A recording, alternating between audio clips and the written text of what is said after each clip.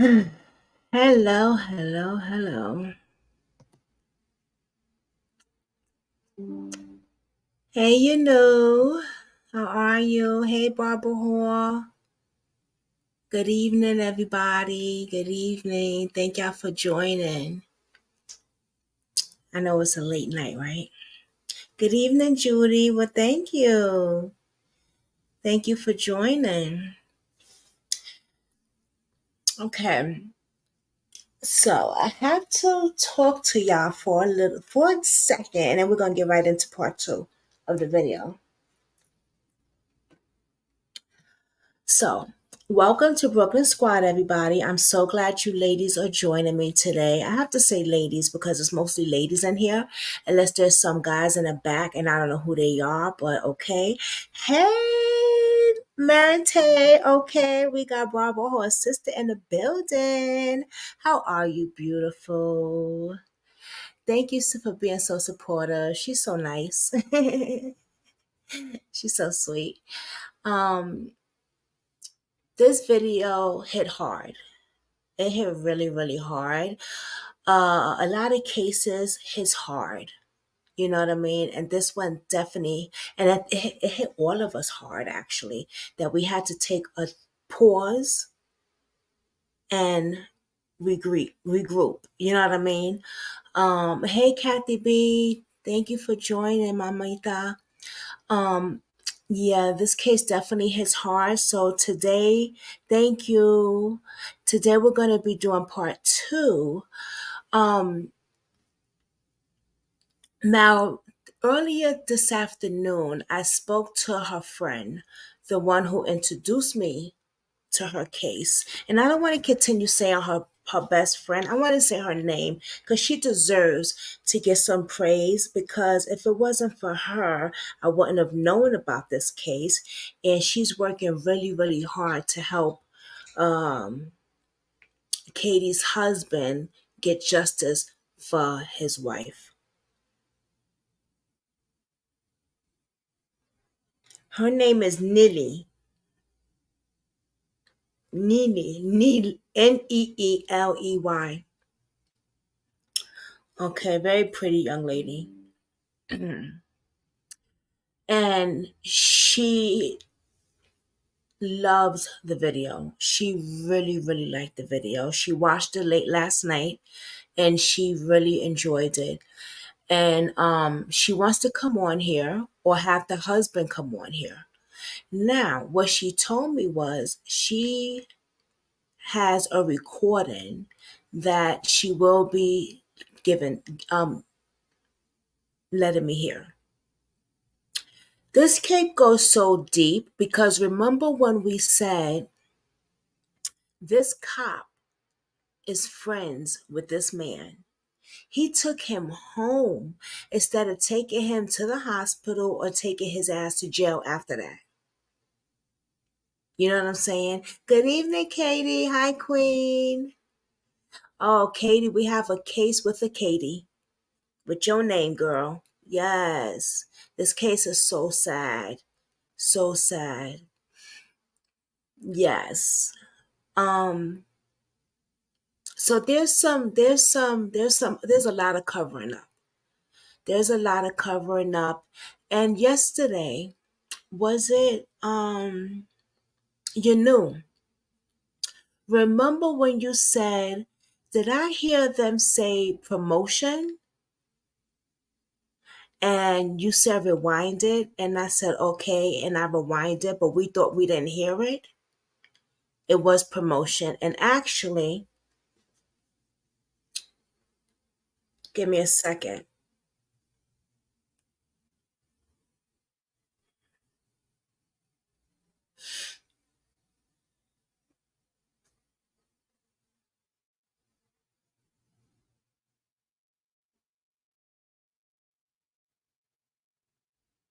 He had two promotions. He was promoted twice. So yeah. Yeah. He was promoted twice. Yes, Kathy B.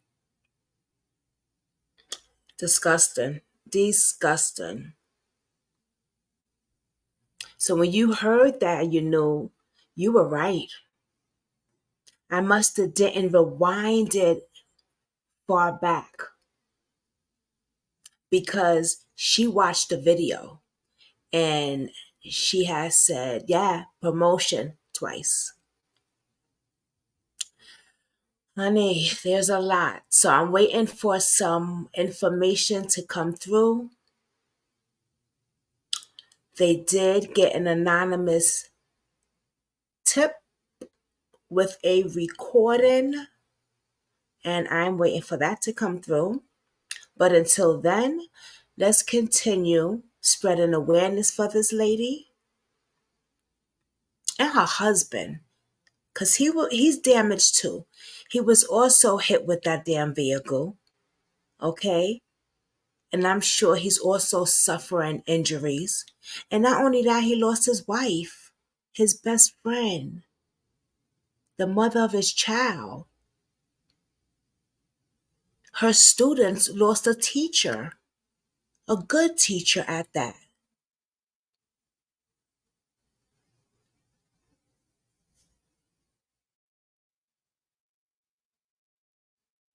Oh, okay, you good, baby.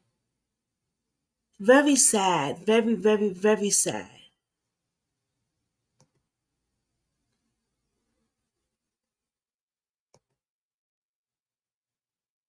So it's like, come on, y'all. You know, um, let's go and watch the. Let me see something. I wanted to show y'all a few pictures of her. She's so pretty, her family, but let's watch the video. Let's go watch. Let's watch the video because I already have it set up, and then I'm gonna show you something else. But yeah, because we have back to back videos today because I've been getting some information since I woke up this. I've been up since y'all don't even want to know. But the next case, I have some information with that too. It's insane. But let's stick to this right here. I don't want to go off track. Let's get into this. So, if you're new, welcome. Thank you for joining me. We are talking about the Katie Palmer case. This young lady was taking a day with her beautiful, handsome husband in the morning, 7 a.m., walking like they probably usually do. And her neighbor decided to come with his car, not paying attention, intoxicated, and hit both of them. She went 70 feet. They both did. She went over the rail flying. She's unalive. And the husband is mentally damaged and lost his wife. But the problem is, they didn't arrest the guy. They didn't, or nothing. They actually drove him home. Yeah, because they're friends. Oh, yeah. So if you wasn't here yesterday, check out the replay because there is a lot there. And get your tissue box or your punching bag because it's going to make you mad as hell. Let's get into it.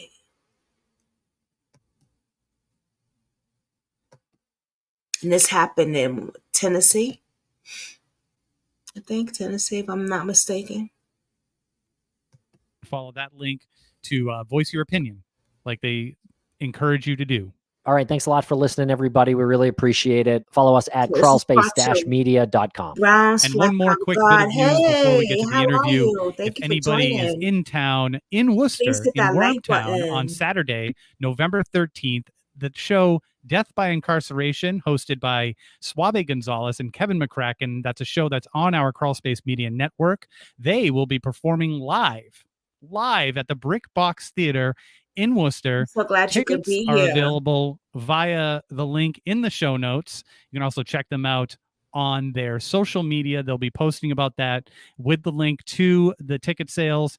Their Twitter is DB Incarceration. So they will have that link in their Twitter and on their Instagram. Again, that's Saturday, November 13th, with special guest Nikki Bell from the Lyft organization right there in the heart of Worcester, Massachusetts.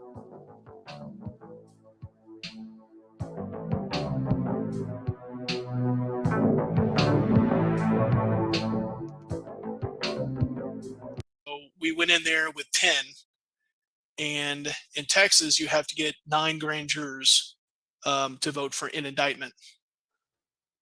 And so we had to get 9 out of 10. So it would have been 9 out of 12. Sorry to interrupt. It would have been 9 out of 12 if there were 12 people there. Correct. So if you have one person, if you had 2 people that just didn't like the color of my shirt that day for one reason or another, it could have been a myriad of reasons why. I asked the prosecutor, Kerry Ashmore, that day, why weren't the other 2, juror seats filled?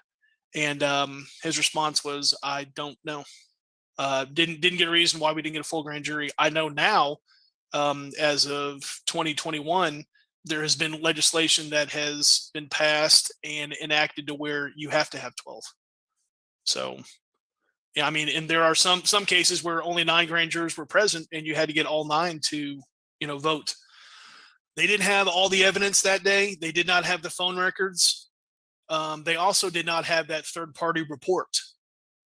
So they had DPS did not recreate the scene, okay? Which is from other law enforcement officers and other troopers.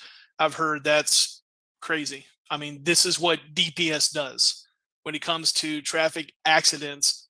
State troopers, that's one of their sole responsibilities, is to investigate these accidents, or in my case, incidents, because I don't think this was an accident, and supposed to gather as much information as possible. Obviously, from what I've said, Sharif Al-Khatib did not do his job that day at all. He didn't collect the evidence that was in Corey Foster's body, nor did he mark the scene. DPS as a whole failed because they did not recreate the accident. Grayson County hired a third-party firm.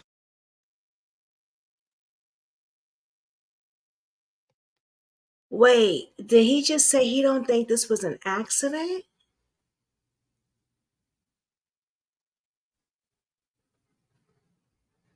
Oh, yeah.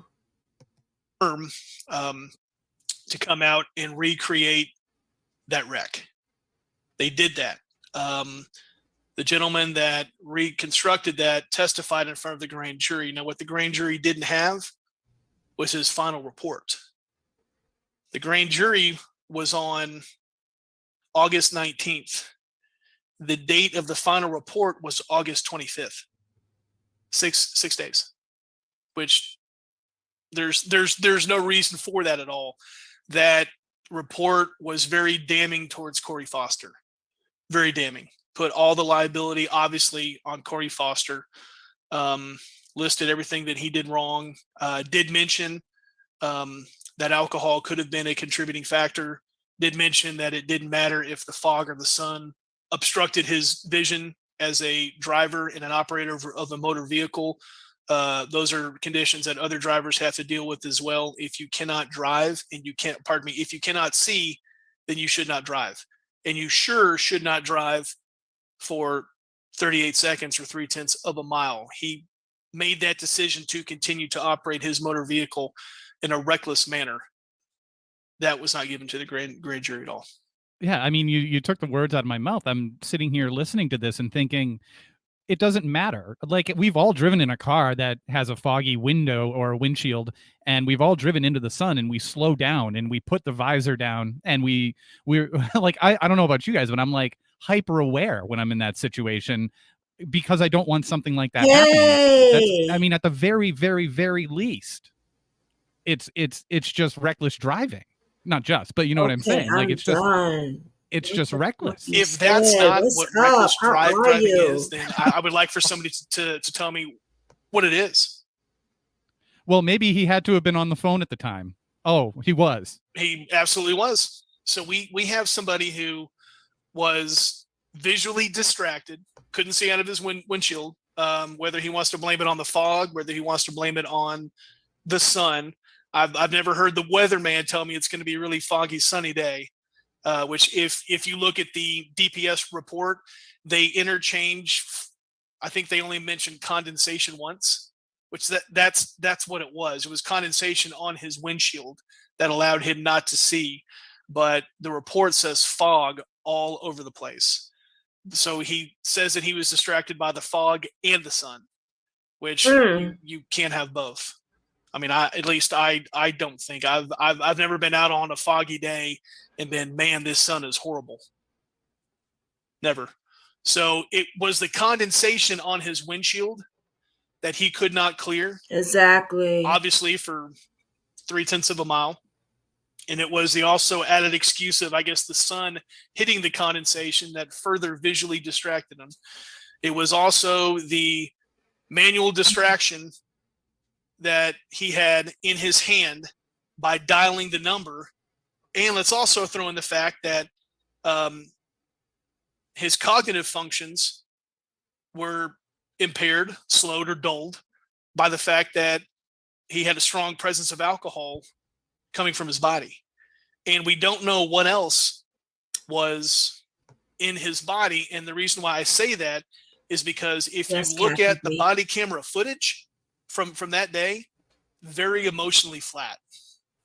I believe that he was on some other sort of substance, whether it was, I don't want to make any speculations, but there was, in my opinion, something else that day that impaired him cognitively. So there are 3 major issues there that led to him speeding, crossing over the roadway, hitting 2 people, not knowing what he hit. Jesus. Sending one to the ICU and killing another. And instead of being taken to the hospital for a blood test, Tarif Al-Khatib loaded him up in his cruiser, drove him home. He went home after? Yeah, he went home. The trooper allowed him to get his 2 Glocks out of his truck. That what? Yeah. Oh man. Yeah. This. Yes, Katie. Yes, girl. This is something else. And let's not forget. Oh, they were sleeping. Let's not forget. They didn't ask him if he had a Glock permit. Where's his paperwork for his Glock? They didn't ask him for that. They just allowed him to get his stuff out, get his Glock out the car and everything. After he didn't unalive somebody 70 feet.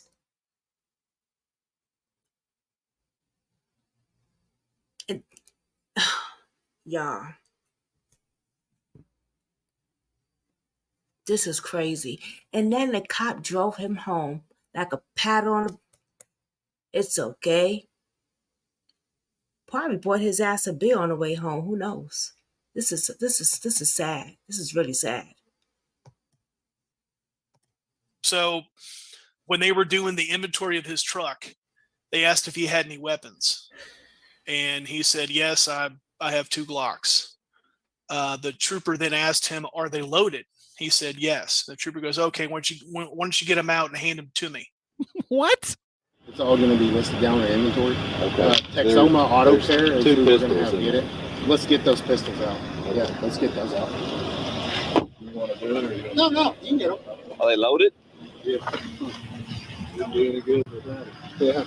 2 Glocks, huh? Yeah, and I'm not even a Glock fan. Let me ask you guys a question. They're over there laughing. If you ever got pulled over by a police officer, giggling, and the police officer asked you if you had loaded weapons in your vehicle, and you said yes, what are the chances that that officer is going to go, okay, why don't you go ahead and hand them to me? No, 0.0. And I'll tell you why Tarif Al-Khatib let Corey Foster do that is because Tarif Al-Khatib knew Corey. Tarif Al-Khatib had a pre-existing relationship with Corey Foster, again, on social media, because that's our only platform other than these great podcasts that we've done. I've got pictures of them at a Halloween party together the year before, which is less than 4 or 5 months. And then the wives at a Christmas party, arm in arm. They were friendly. They knew each other. And the wives used to work together. They both were hairdressers. Grayson County is a small county, but it's not a tiny county. There's probably 100,000 that are in Grayson County. So I mean, it's not like a small county out in West Texas that encompasses hundreds of thousands of square miles and has 30,000 people. He knew Corey. Again, just to go back to that one statement that I made where he was talking to the other troopers, stating that as soon as I walked up and saw it was him, I was like, he's probably drunk. So why a trooper would make that statement, I don't know, but I do not believe that he thought that the body camera of Trooper David Taylor was on. Well, it was on, and it recorded everything he said, and we've already released that out. We've given that to the DA as well, and the way that they handled themselves that day on scene was anything but professional. Going back, and I'm sorry, I hope I'm not jumping all over the place here. Tarif had 2 conversations with a supervisor. And I was also told by law enforcement officers and other state troopers that with something like this, a supervisor should have come out on scene. For some reason, they didn't. But they talked to him twice on the phone. And when Tarif relayed what happened to Katie to his supervisor on the phone, his words were, "She just whacked her head real good." Those were his exact words. Okay. Fast forward to when it's just the troopers on scene and all the ambulance have gone. The wrecker has left with the truck. I'm going to use some explicit language here. I'm sorry. So good. Tarif's words to the other troopers were, he knocked the shit out of her, dude. Those were his words to the troopers when he thought the other body camera was off. So what he tells his supervisor and what he thinks are 2 different things. Now, something else, going back to when he gave Corey Foster a ride home, it's DPS policy that if you have anybody in your vehicle that you leave your body camera on or you leave the in-unit camera on. When Tarif went to go take Corey Foster home, he had the camera off the entire time. So that whole conversation going back to his house, and his house is only 0.3 of a mile away. Going back to his house, there is no recording at all. And there's no recording of a man who you let back into your vehicle with 2 loaded weapons. That's a gross deviation from DPS policy. How is this person still in a position of authority? He's been promoted twice since. Oh my God. What I've been told by other troopers is that sometimes promotions take place to get guys like Tarif off the street, which is completely backwards. But he's been in for 13 years and he gets promoted once and then he gets promoted again because of time and service. And now he's only on the road 2 times a month. So he won't have the opportunity to make mistakes. And throughout this incident, did Foster ever say where he was going? His words were that he was headed to go pick up some guys to go do some work. Thank you for joining, baby. Don't forget to hit the like button, mama. He was headed to go pick up some guys to go do some work. That's all. Did anyone ever confirm that that story with the so-called guys? That would mean that an investigation would have had to have taken place, right?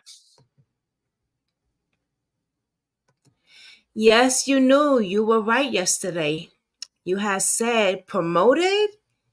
And her best friend messaged me yesterday and said he was promoted twice.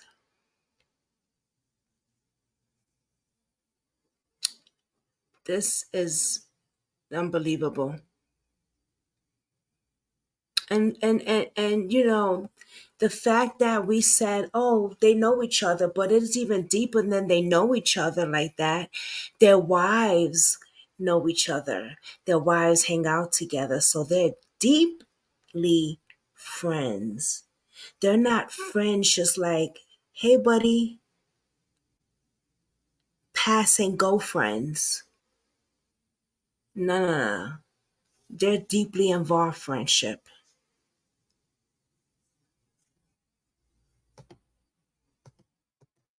Oops, sorry. 15 watching and only 11 likes. Please remember to like the video. Thank you. Ooh, Kathy B. Okay, now. She got time today. Wow, the cops actually knew the drunk driver. Yes. Yes, yes, yes, Michelle. Yes, girl.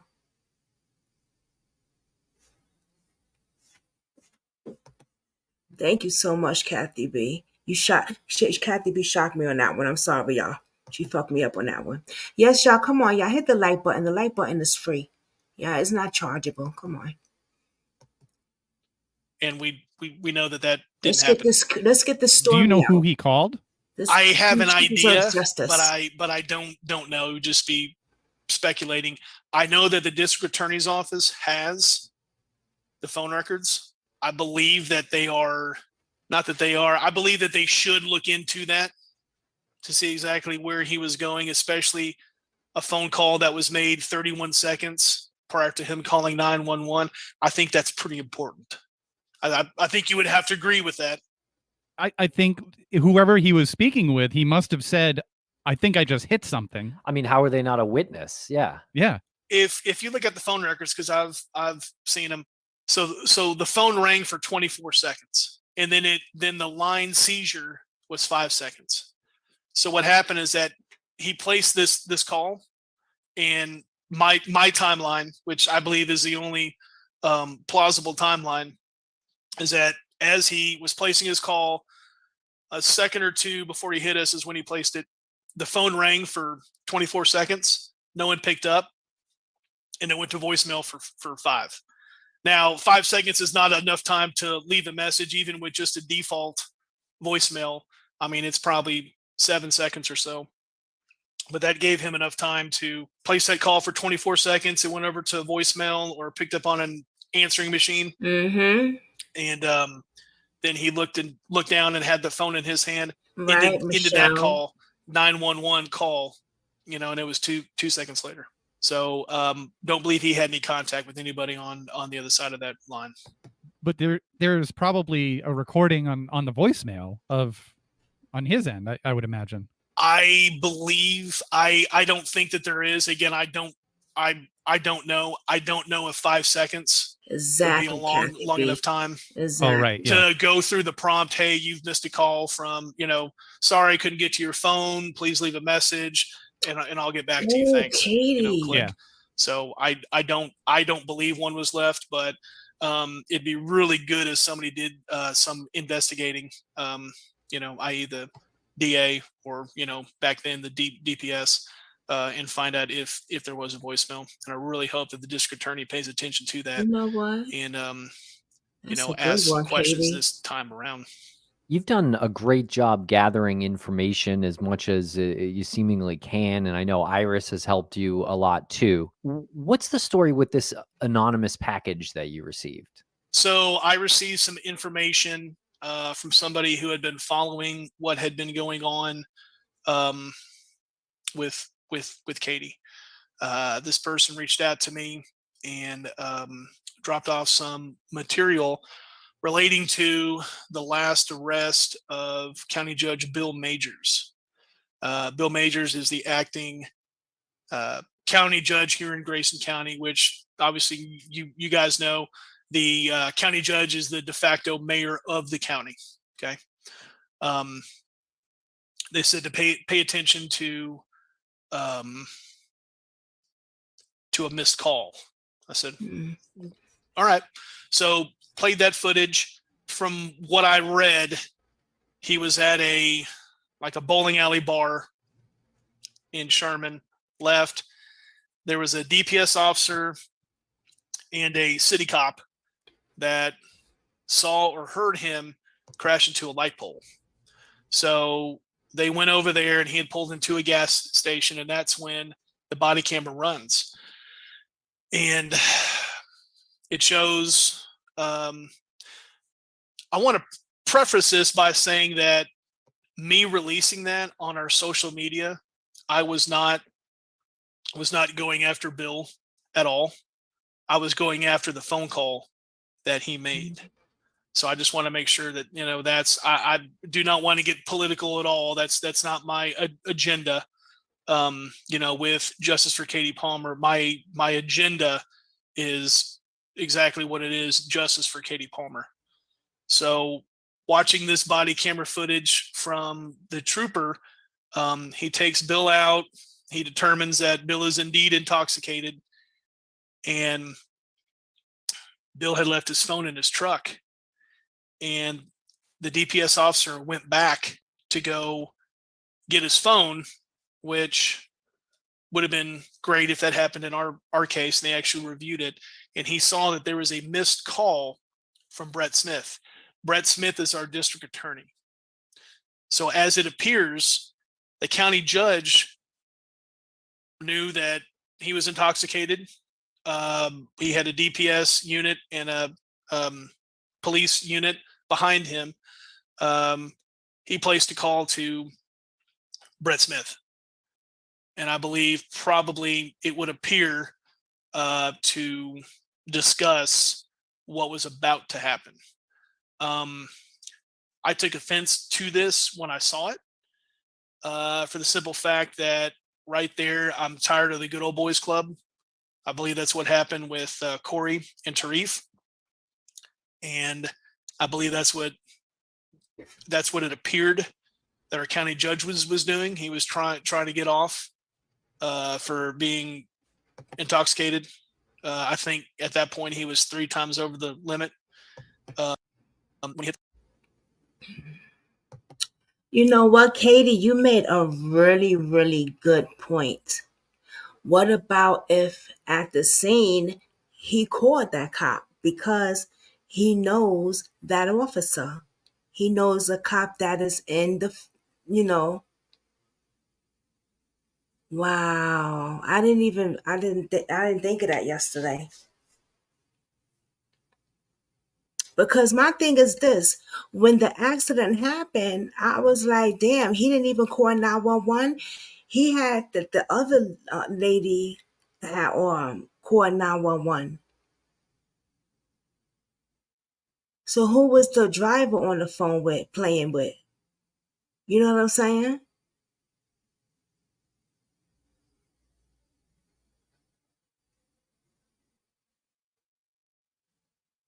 He even admitted that the pew was loaded. What the hell? Yeah, girl.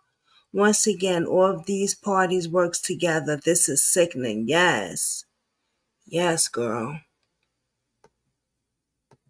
Hit this pole and was trying to get off. And you know what happens when you keep on letting guys off?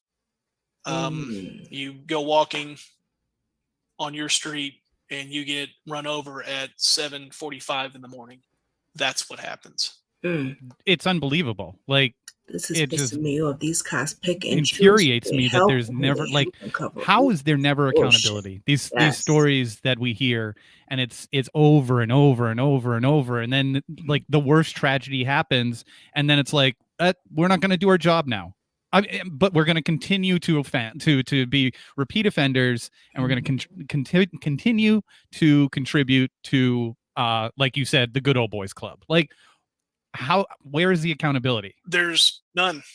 There's none. And that was, and again, I'll say one last thing about Bill. Then I want to get off Bill because I don't want to turn it political at all. But that was his 5th time to be arrested for a DUI. His 5th time. Now this is only his 2nd conviction, but his 5th time. And we'll be right back after a quick word from our sponsors. Thanks to our sponsors. And now we're back to the program. The grand jury was 2.5, 3 hours, which perplexes me. That perplexes me how you couldn't go in there. It would have been nice if they had that report from the third party to go, it is, girl. That's it. Just read the summary of findings, read all 12. And then a grand jury does not convict people. They indict them. They say there's enough evidence to move forward with a criminal trial. Okay. So I don't know if the district attorney's office had a pseudo trial in there and told them only vote for an indictment if you would vote this man guilty. That's not what a grand jury does. The grand jury looks at the evidence and goes, there's enough here for there to be a more thorough investigation and for this to be tried in open court. I don't believe that was the case. I don't know how the DA's office let this drag on for 3 hours. I think there was an hour of 45 minutes of deliberation, then 2 hours and 15 minutes of testifying. I had to testify in there because I obviously was a witness. Sharif Al-Khatib had to testify, and the third party had to testify. And we all know, and this is coming from every lawyer that I've talked to, every lawyer. There's not a single lawyer that will disagree with me when I say if a district attorney wants somebody indicted, they go to the grand jury and they ask for an indictment. That's what they do. That's what's done. But that's not what happened. And I don't know. I don't understand the dog and pony show that went on August 19th, but it was a miscarriage of justice completely. And it's left our family with this hollow feeling again for the past 17 months. Jesus Christ. I can't imagine your frustration, and we can only put a call to action out. What is your call to action for the listeners when you go on these platforms? We need as much support on social media as possible.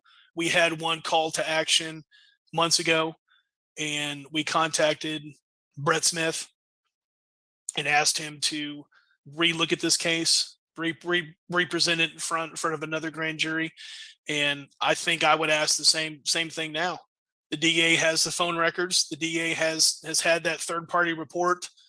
Brett Smith needs to bring this back in front of a grand jury. There is no reason why he shouldn't, especially with those phone records, especially since a grand jury didn't see that final report done by that third party. There's no doubt this has to go back in front of another grand jury with all of the evidence, and not just in front of a grand jury, in front of a full 12-person grand jury, not the 10 that we had before. That would be my call to action, is to contact Brett Smith again and let him know that it's unacceptable that this go on any further. So this has to go back in front of another grand jury. Can you tell us a little bit about Colton's law? Colton Carney was going to work one day. His car broke down. He called his dad for help. His dad worked about an hour away. Colton had some difficulties. I believe he was autistic, had a job, very good at his job, loved working, had an issue with a tire, I believe. And also, I believe he had something wrong with one of his legs. He was either on like I don't want to say a scooter, but those pads that you put your knee on and you can kind of scoot on with it. I don't know how to say it. He had some sort of device, and sorry, I'm going off in a rabbit hole here. Colton's car broke down one day. He was walking along the highway up a ramp, and somebody hit him very early in the morning. That person was never asked if they were under the influence of alcohol. When the family asked the police officer why they didn't test the driver for drugs or alcohol, the police officer's response was, it was too early in the morning. No one drinks or does drugs this early. That was the response. Colton's mother, Michelle Carney, who is about as tough as they are, she, as any mother would be, did not like that response, did not like the fact that the man that just killed her son wasn't even arrested, no grand jury, nothing. She didn't like that. She spent time.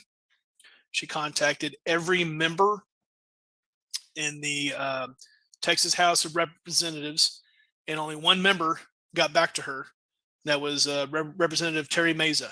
And Michelle Carney and Terry Meza drafted a law, which is Colton's Law. The spirit of the law, as we intended it to be, was that if any motorist hits a pedestrian and causes either serious bodily injury or death, that motorist will be given a blood test to screen for alcohol or drugs. That was the spirit of the law. And I believe the way that the law is written now, that there has to be an arrest prior to the blood test. We're still working with state senators and representatives. Just the representatives and the state senators that we've worked with. The representatives are Representative Meza, Representative Smith, and Chairman White. And then there's two senators, Senator Springer and Hall.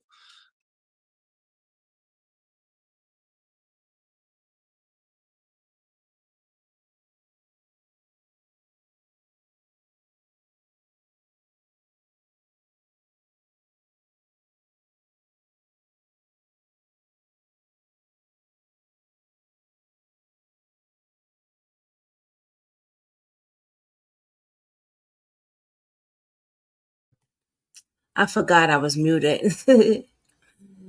Oh, you're welcome, I was saying thank y'all for joining and showing support not only for me, but to the victims and their families.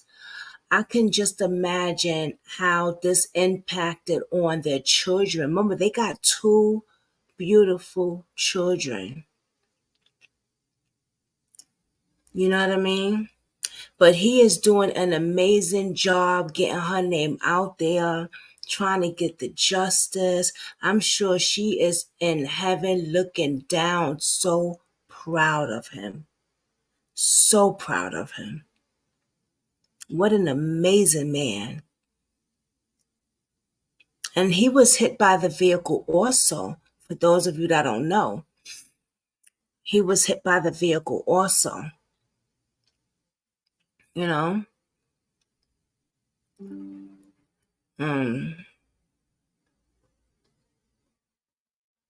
So I'm just like, wow. Their kids lost a mother. It's so sad. They have been steadfast in their support for this bill and any amendments that need to be made to this bill. However that process is, to ensure that, again, if a motorist hits a pedestrian and causes either serious injury or death, that it's a mandatory blood test. I don't know why that's not a law already. I know that if I just go up the highway and cross over the Red River into Oklahoma, I've been told that if this were to happen, then it's an immediate blood test, especially if they smell alcohol on you, then that's probable cause there. Texas obviously has different laws. Laws are It's very meant sad to govern, obviously, but they're also meant to be adapted. And I believe in the situation that we've had with our incident, we can definitely see that the laws that are in place now need to be changed. It doesn't need to be up to the officer on scene to say this guy's okay. I don't believe that. I don't believe that he's impaired. I believe a blood test should be drawn. A blood test should be taken. There should not be any doubt. When he performed that PBT 50 minutes after, and it came back a 0.06, that should have been probable cause error. I believe that there's probable cause that he could have been drunk. We need to go get a blood test there. believe the way that he was acting. Sharif Al-Khatib does not hold a certification to do field sobriety tests that test for anything else other than alcohol. So these field sobriety tests don't tell you if the person is impaired on any other illicit substance or a prescription. Nothing. So when the officer, in this case, Sharif Al-Khatib, made the decision not to get a blood test, he destroyed all the evidence that day, because all the evidence was being metabolized in Corey Foster's body. And now we'll never know. I know. My family knows, and I think anybody that watches that video knows that Corey was under some other substance, and that is my opinion, and that's the opinion of a lot of other people. But in a criminal court, I'll say, in a criminal court, you cannot prove that because there was no blood test. There's none. We know that there was alcohol in his system, and we know 50 minutes after there was a 0.06 reading, BAC. And that's all that can be proven outside of getting a toxicologist, which I think that would be a very good idea for the DA to do. But Colton's Law, House Bill 558, the spirit of that law would be to collect that evidence at the scene and not let it get destroyed, not let it metabolize. What happened that day has left our family with more questions rather than an answer. A blood test would have really solved that quick. A blood test would have given a baseline, and then they could have gone, okay, 2 hours after the wreck, he had a 0.045 based on his weight and the way that his body would metabolize this, existing medical issues and what he ate that morning. This is what he would have been at. Or hey, he had something else in his system, which could have been a very high possibility that was the case. But again, we don't know. And it gets me because what I heard a lot of, and we campaigned for this, we lobbied for it. I went down to Austin 2 or 3 times. I've spoke with every single office, all 152 or 3 or 4 offices down there, 2 or 3 times each, whether it be a face-to-face meeting, a phone call, an email, a tweet, anything I could do to get attention to this law.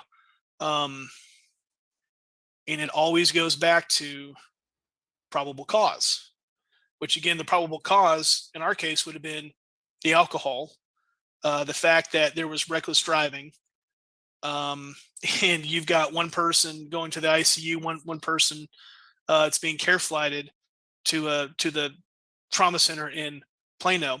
But everybody is very quick to say, well, we can't just go take somebody's blood. That driver has rights. What about the rights of the pedestrian that didn't do a damn thing?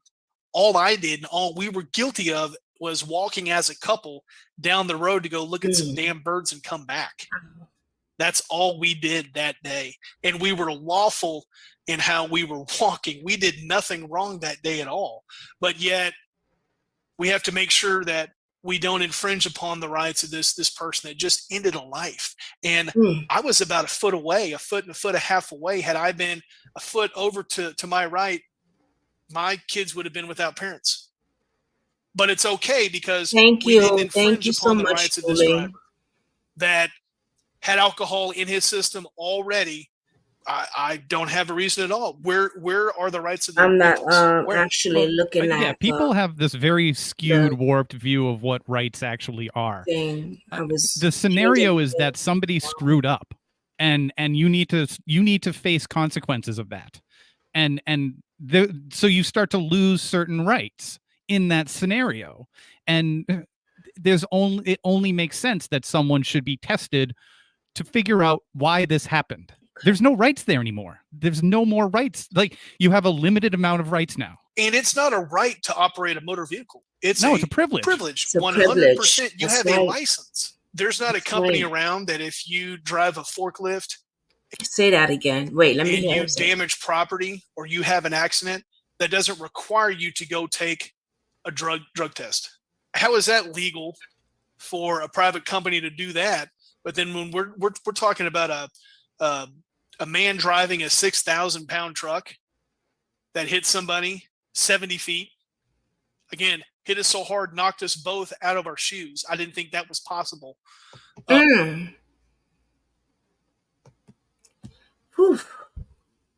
Once again, you heard him say it.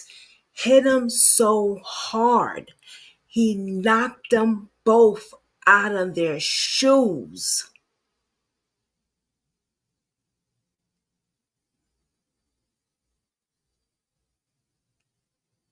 And he wasn't paying attention.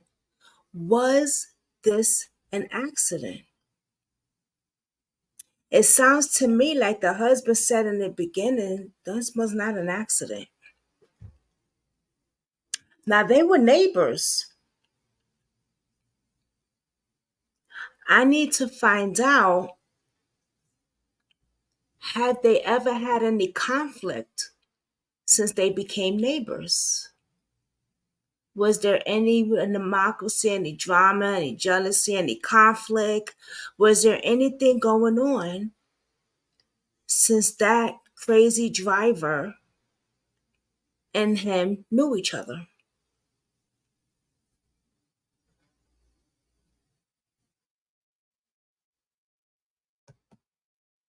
At my husband's job, they give surprise Uggs all the time. Aw.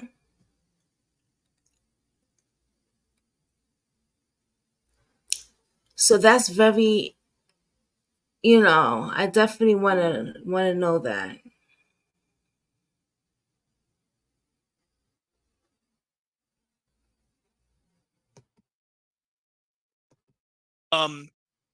And well, we can't go get a blood test because that would infringe upon his rights. It would be his Fourth Amendment rights for illegal search and seizure. That's what the argument was, and the way that our law, the spirit of our law was drafted is that, again, the officer would have to get a warrant from a judge, and so once that warrant is received from a judge, then they can go get blood. There hasn't been anybody that I haven't talked to that has either been a prosecutor or law enforcement or a state trooper that has said that a judge would have turned them down in our case. Absolutely not. Again, with reckless driving, with the smell of alcohol, and then the fact that what the PBT score was 50 minutes after. Tarif didn't even ask Corey if he would voluntarily take one. Didn't. That was never discussed with the supervisor. Oh, so I got what you when were Tarif saying. is making these 2 phone calls, never once is a blood test brought up on Tarif's side of the call. I'm so which slow. leads me to believe that it was being discussed on the other side of that call. That's the only thing that makes sense. You have somebody that has just killed somebody, again, has seriously injured somebody else, and you, the trooper, aren't asking your supervisor, hey, should I go take this guy in? Like, should I go get him a blood test? Like, this is what he blew. No. Tarif told them what the PBT score was, and that conversation was on the other side. David Taylor, who was one of the other troopers on scene, asked Tarif if he was going to get blood. And Tarif's response to the other trooper was, no, all that was from last night. That was his reasoning, was that the alcohol was consumed last night. That doesn't make any sense to me at all. So he tells the other trooper they're not getting a blood test because all of this was from last night. Now, again, Corey couldn't tell you when he stopped drinking. 7, 8, 9. Hell, I don't know. Now, fast forward to the last conversation that Tarif Al-Khatib has with his supervisor after making this statement to David Taylor. He had said to his supervisor, he said he stopped drinking about 8 or 9 o'clock, but I don't believe any of that. It's contradictory, and complacency and absolute laziness. I know I support law enforcement 110%. I don't believe that Sharif is an accurate depiction of what law enforcement is in our county. I believe that Sharif Al Ghatib is an outlier and was just lazy and was trying to help a friend out. I believe that's what happened, and I don't believe he should be a trooper, and definitely shouldn't be a trooper here in Grayson County. When you start making decisions like that, you need to be removed and you need to be gone. Well, John, thank you so much for telling your story and coming on and just being so candid about everything. Again, I know like it's obviously painful and raw, and you're welcome to come back on anytime you want if you have any updates, or seriously, if you just want to talk, like we're open to have you on whenever. Incredible how strong you and your family are. I could not have gotten through this without their support. My kids and I, that's what we've relied on the past 17, 18 months. You take family for granted a lot just because they're always there. When something like this happens, you don't realize, first off, you don't realize how good you had something until something's gone. And I mean gone, like not coming back, gone. You don't realize how well your life was going until something is taken away, never to return, and not even a possibility. And then you also don't really grasp how much your family means to you until you need them, till you absolutely have to have them. That's what I went through. That's what my kids went through. And I mean, Katie's mom and dad have been with us all the time in their grieving. They just lost their daughter. No parent should ever have to lose their kid. It's not how it works. Same with aunts and uncles and brothers and sisters of Katie. The support that we've had, even when they're going through their own grief, it's been amazing. That's just a debt that I'll never be able to repay. For what we've been through, we can still look back right now and say that we're still very, very fortunate and very lucky to have the family and the friends and the support of the community that we have. Amen. Man, I miss her. Wow. Well, he said, Wendy's breakfast 2 for $3 is so good. Crew is giving every combination code name. What is this doing? Squared. Oh, okay, there we go. When he said, man, I miss her. Wow. Damn.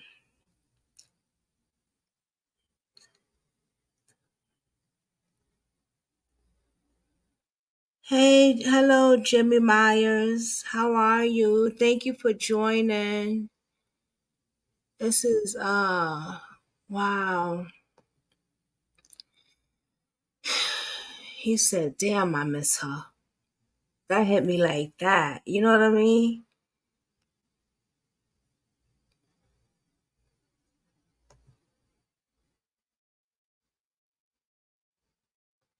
Very, very sad. Wow. I want to show y'all something. I was supposed to do another live right after at 10 o'clock tonight. I just canceled it for tomorrow at 7. That hit hard, right, Katie?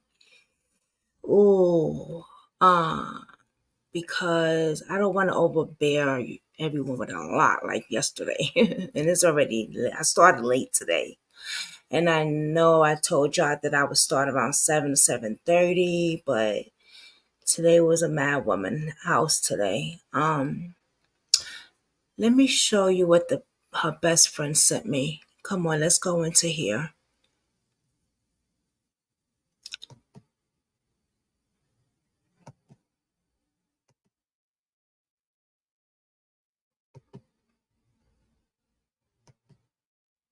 Oh, not that. Sorry, y'all.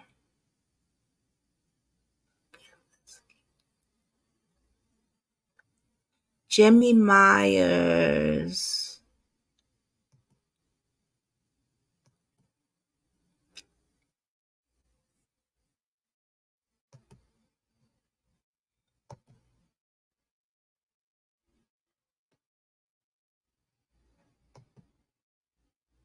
Okay.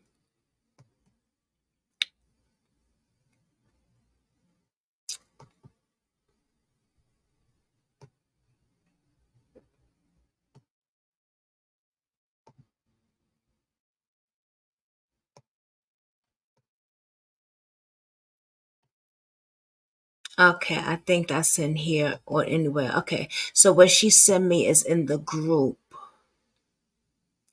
Please visit their group, Justice for Katie Palmer. I think I put it in I don't know if I did, but if one of my mods could put it inside the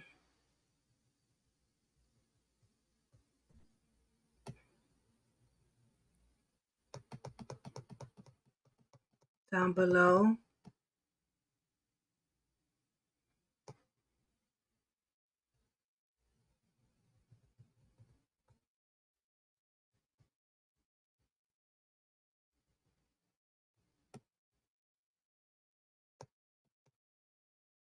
Let me see if the video is in here that she sent me.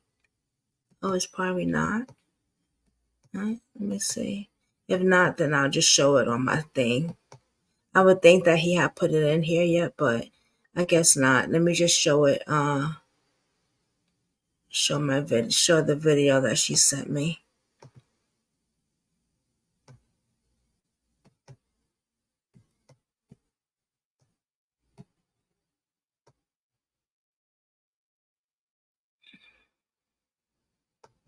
Account of our horrible treatment at the hands of District Attorney Brett Smith.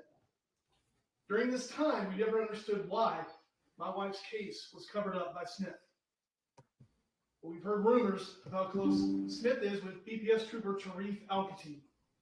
And last week, I came into possession of a phone call between Smith and Al-Khatib that appears to have been recorded by Al-Khatib. This conversation is explicit and disgusting.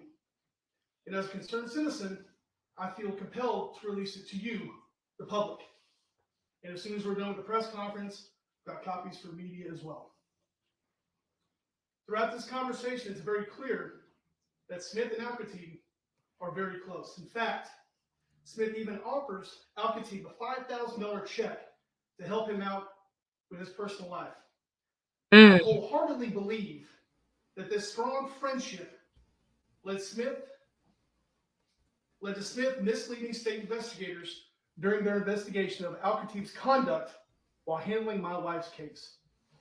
Smith told our family weeks after Katie was killed that DPS failed at properly handling this investigation, only to then later tell investigators that Al-Khatib did a fine job. Smith covered for his close friend, and Katie's case was cast aside yet again. Now, as troubling as this close friendship between Smith and Al-Khatib is, it wasn't the most shocking part of this call. Smith goes on to make some extremely inflammatory statements, such as he refers to a very well-respected female attorney as the C word and states that he would not urinate on her if she was on fire, nor would he pull her out of a burning vehicle. Smith referred to me, my family, and the thousands of people that are advocating for justice for my dead wife as mother effers and as a cancer that needs to be nipped in the bud. He then described former County Judge Bill Majors as being drunk half the time and drunk at all county events. Again, even after his fourth DWI arrest, Brett Smith was on the courthouse steps proudly endorsing Bill Majors. These statements are highly disturbing and very inappropriate coming from our district attorney. There's absolutely no excuse that Smith can make to justify these statements. None. And then, to make matters worse, it appears that Smith was colluding with Alcative on a case in which the DA's office was recused from, a case that Brett was quick to get an indictment on due to Alcative's involvement as a party to this case. And again, it appears that friendship can get some cases quickly indicted, and others no-billed when convenient. My friends, our current district attorney has once again demonstrated that justice in Grayson County is biased and not by any means fair and balanced. Now, this is the last time that I'll appear in front of you. On behalf of my family and Katie, we thank you for your love and prayers. And just a reminder, early voting starts tomorrow. Vote for change. Grayson County, we deserve better. Vote Smith out of office. Thank you.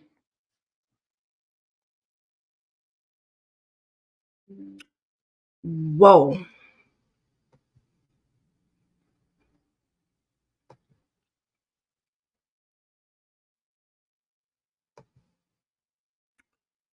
Wow. Unbelievable.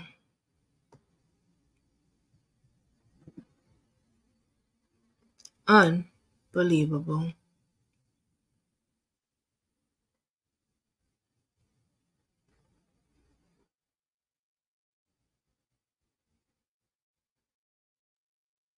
Oh, they posted my thing in the group? Thank you.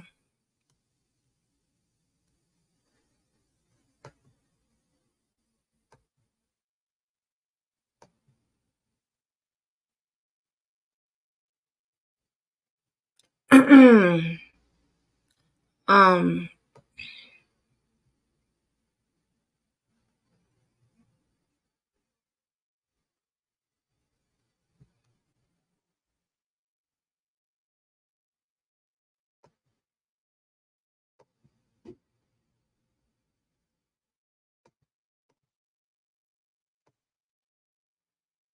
it's something I wanted to show y'all. I'm sorry. She loved fishing too. Look at that. She just loved fishing.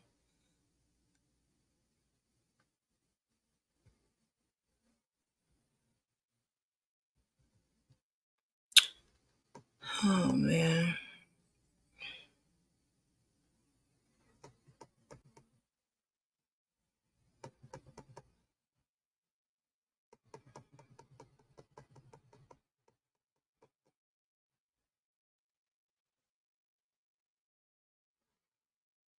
Sunk John Palmer has been raised.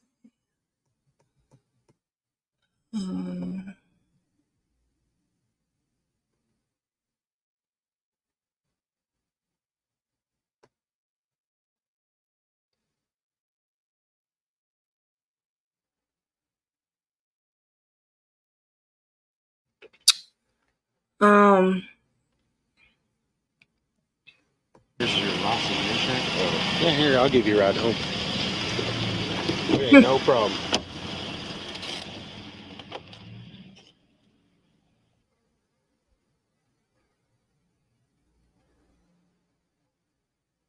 In and out of consciousness, and he's really out of it.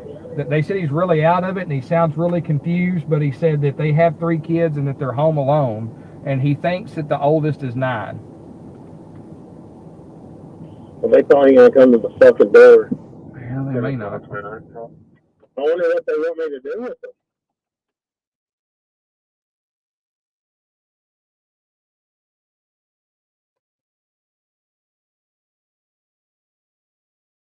What did he say? Well, they thought he was going to come to the fucking door. Well, they may not. I wonder what they want me to do with them. Wow. They won't probably come to the fucking door.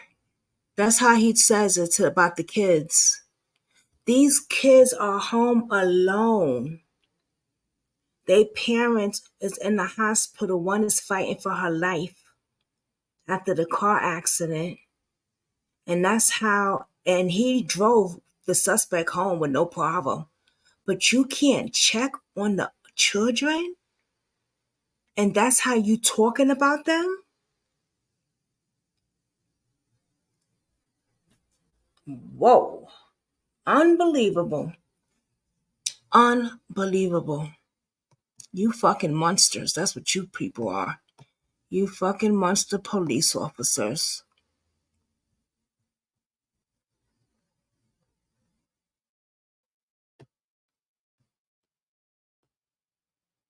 Political appointee installed by former county judge Bill Majors. No surprise. Brett was the first person Bill called when he was arrested again for driving under the influence. Well, he had me get his phone. He's got a missed call from Brett Smith. No surprise. And Brett answered the call, making sure his buddy Bill got a slap on the wrist and 0 jail time. No surprise.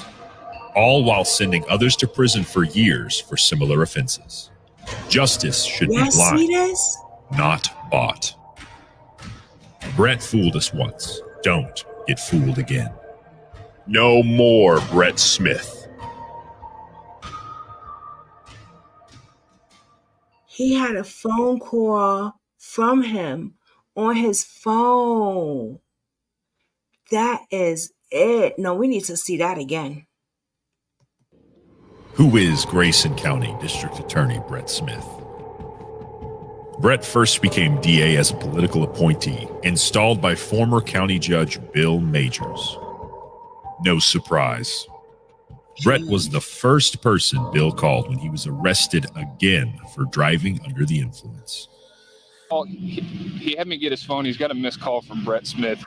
No surprise. And Brett answered the call, making sure his buddy Bill got a slap on the wrist and 0 jail time. No surprise. All while sending others to prison for years for similar offenses. Justice should be blind, not bought. Brett fooled us once. Don't get fooled again. Don't get fooled. No more Brett Smith. I am disgusted. Wait a minute. We will miss something here.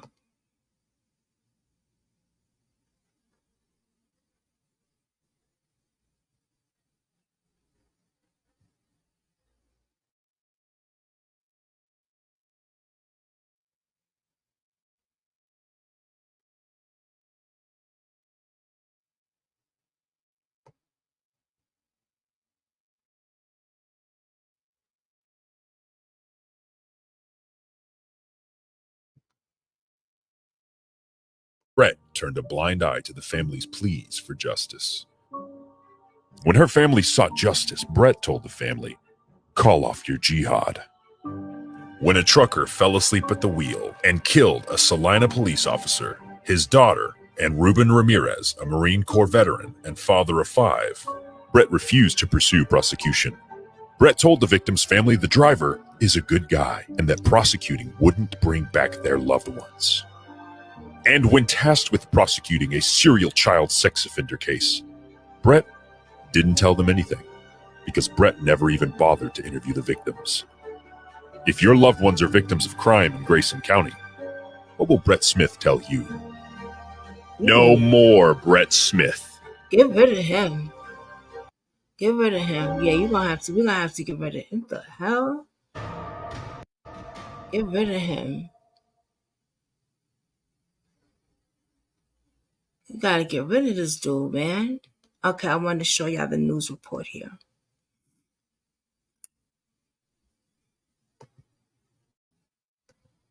Let me make sure y'all see it.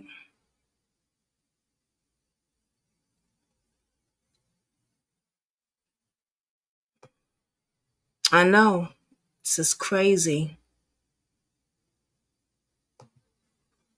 Katie said if it has many DUIs and the husband mentioned he doesn't care whatsoever about. Yeah, this man don't give a damn about nobody, y'all. He's just driving with his gat. I mean, now what about if he would have pow-powed those police officers, then what? And then what? Then what? What's up? Then what? You know what I'm saying? This is crazy.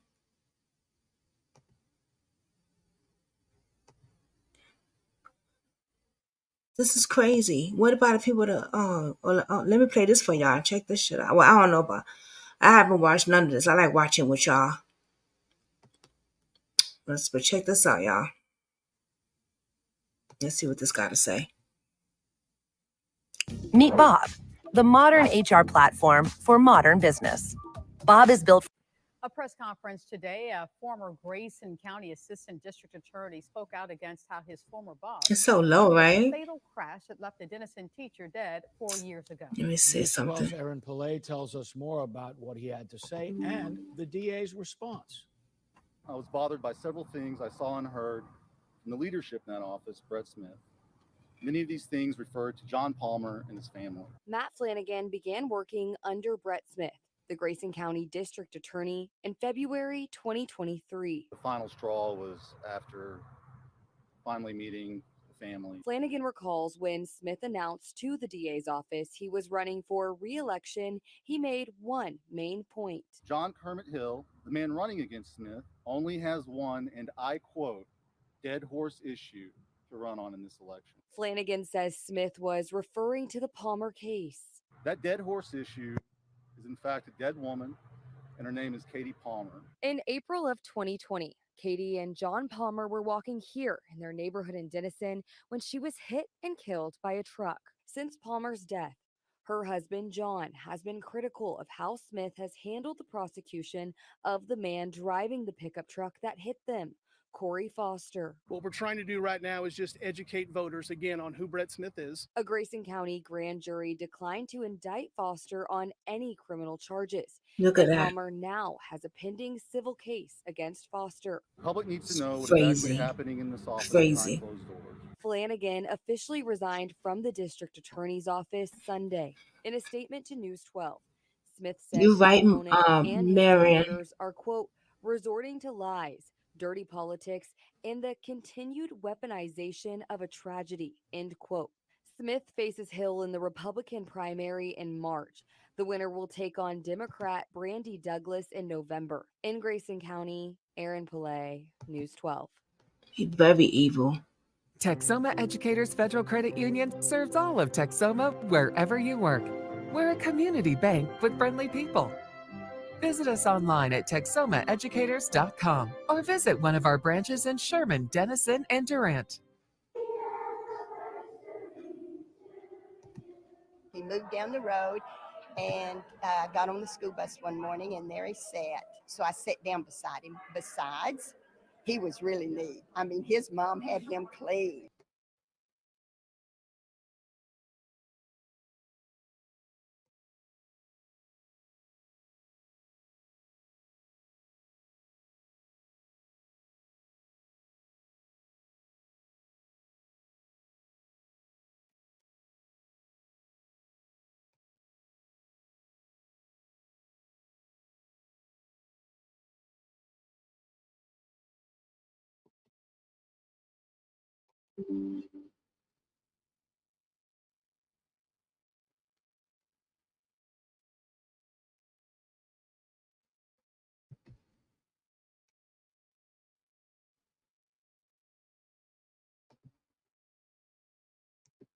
Bill Majors, when Majors was about to be arrested by police for drunk driving. 2, even though Majors pled guilty to drunk driving, Brett Smith stood beside him on courthouse steps months later and endorsed him. The man who was supposed to be our chief law enforcement officer spat in the face that day of every drunk driving victim here in Grayson County. For the longest time, we couldn't figure out why Brett Smith wouldn't take drunk driving seriously. Now we know. My family has now confirmed that Brett Smith was caught drinking and driving with an open container of beer while serving as a Grayson County Assistant District Attorney. Smith never reported his crime to the DA's office, continued to prosecute others for their crimes, and then quickly and quietly worked to get his charges dismissed, just like Majors did in his well-publicized Florida arrest. And probably the strangest decision of all, a choice my family, Katie's family, has never understood. Why didn't Brett Smith prosecute Corey Foster for killing my wife. I'm holding a document that tells us why. Brett Smith was a personal criminal defense lawyer for the Foster family before coming to work at the Grayson County DA's office. Brett Smith took money from the man that killed my wife. Smith never told our family of his relationship with the Fosters. Smith should have never been involved in Katie's case. I brought 3 documents with me that I will be passing out to the media when we conclude. One is Brett Smith's prosecution for drinking and driving while serving as an assistant district attorney. 2 is proof that Smith represented the Foster family, again, a fact that he never told us. And this explains why Smith refused to prosecute Foster. And 3, a picture of Smith endorsing former Grayson County Judge Bill Majors after Majors put the lives of his constituents at risk. Unbelievable. Now, standing next to me is Matt Flanagan. Late last week, I was contacted by Mr. Flanagan, who worked for Brett Smith this past year. What he told me hurt me and was initially shocking.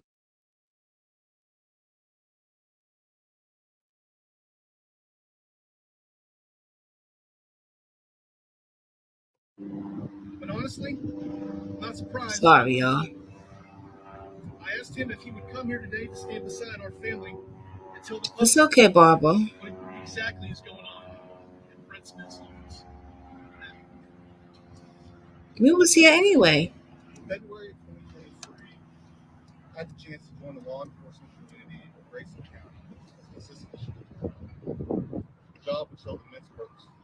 As the year went on, I was bothered by several things I saw and heard in the leadership. I'm trying to see something. Hold on, y'all. Many of these things refer to John Palmer. A few months ago, DA Smith held an office meeting and announced his plans to run for re-election. In that meeting, That's so small, I can't see it. making 2 distinct points. Point number 1, John Curtis Hill, the man running against Smith, only has one, and I quote, dead horse issue to run on in this election.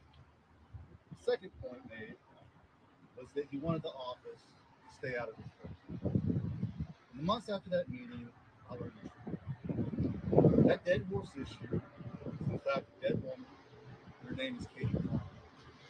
She was a wife, daughter, mother. Confirming Ms. Palmer is a dead horse issue right now. I also learned that DA Smith did not actually want our office staff to stay neutral in this election. A few weeks ago, I was called into the U.S. office. He asked my opinion. Against my conscience, I agreed. Primarily out of concern for my wife. It's well known in our office that Brett Smith has chased out, lost, and fired at least 6 attorneys and investigators in this city. Many people are afraid of this. The public needs to know what is actually happening in this office.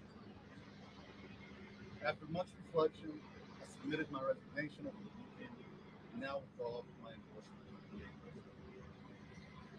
Thank you. Smith Katie has a telephone conversation.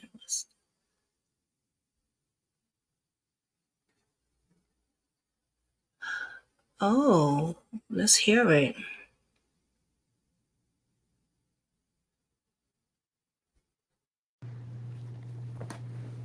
This process has started. So, Yeah. Oh, I'm sorry, just buddy. tough. Yeah, it's been a tough 3.5 years, you know? I know, buddy. And then it didn't help, you know, when her dad pointed a gun at me, you know? But, and it's, I'm struggling. I'm trying to work still, but my mind can't focus. Yeah, I can't at all.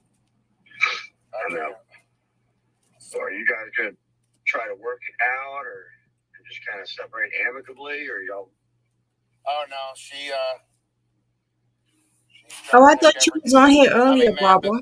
between me and you, you know, hey, and I would take care of her. But it's okay. Kids, of course, but, you know, You can watch the all she replay. brought to that marriage was a 37-inch Physio TV. And here I am. I got a place out there and built all that, you know. And I mean, she's going for full cutthroat, you know.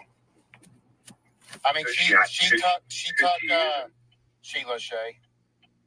Yeah, I got Jason. Yeah, good. Sheila's all up Britain's ass, so.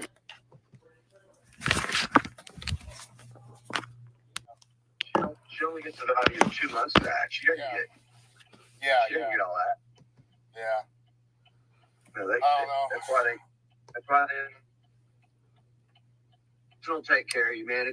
You just got to weather the storm. But hey, brother, I mean this sincerely. If you need to borrow some money, I will. I got money. I know, but I know you'll pay it back. I'm not gonna fucking. Anybody else in the world that I'd make a fucking sign a promissory note and get a fucking something of value. But I'll write you a check for $5,000, and I know you'll fucking pay it back. Oh yeah. I'm gonna. I told her, I was like, really, you took, and I heard her attorney on the phone yesterday on speaker saying, take all this stuff, it's yours too. Man, hey, I had to go to my house and get all my deer heads out and everything. She was gonna bash them up, dude, trash them. And that stuff's irreplaceable, you know, like, I had a lot of expensive taxidermy, but she knows that stuff means something to me, you know? Yeah, exactly. Sheila's a cunt. I wouldn't piss on her.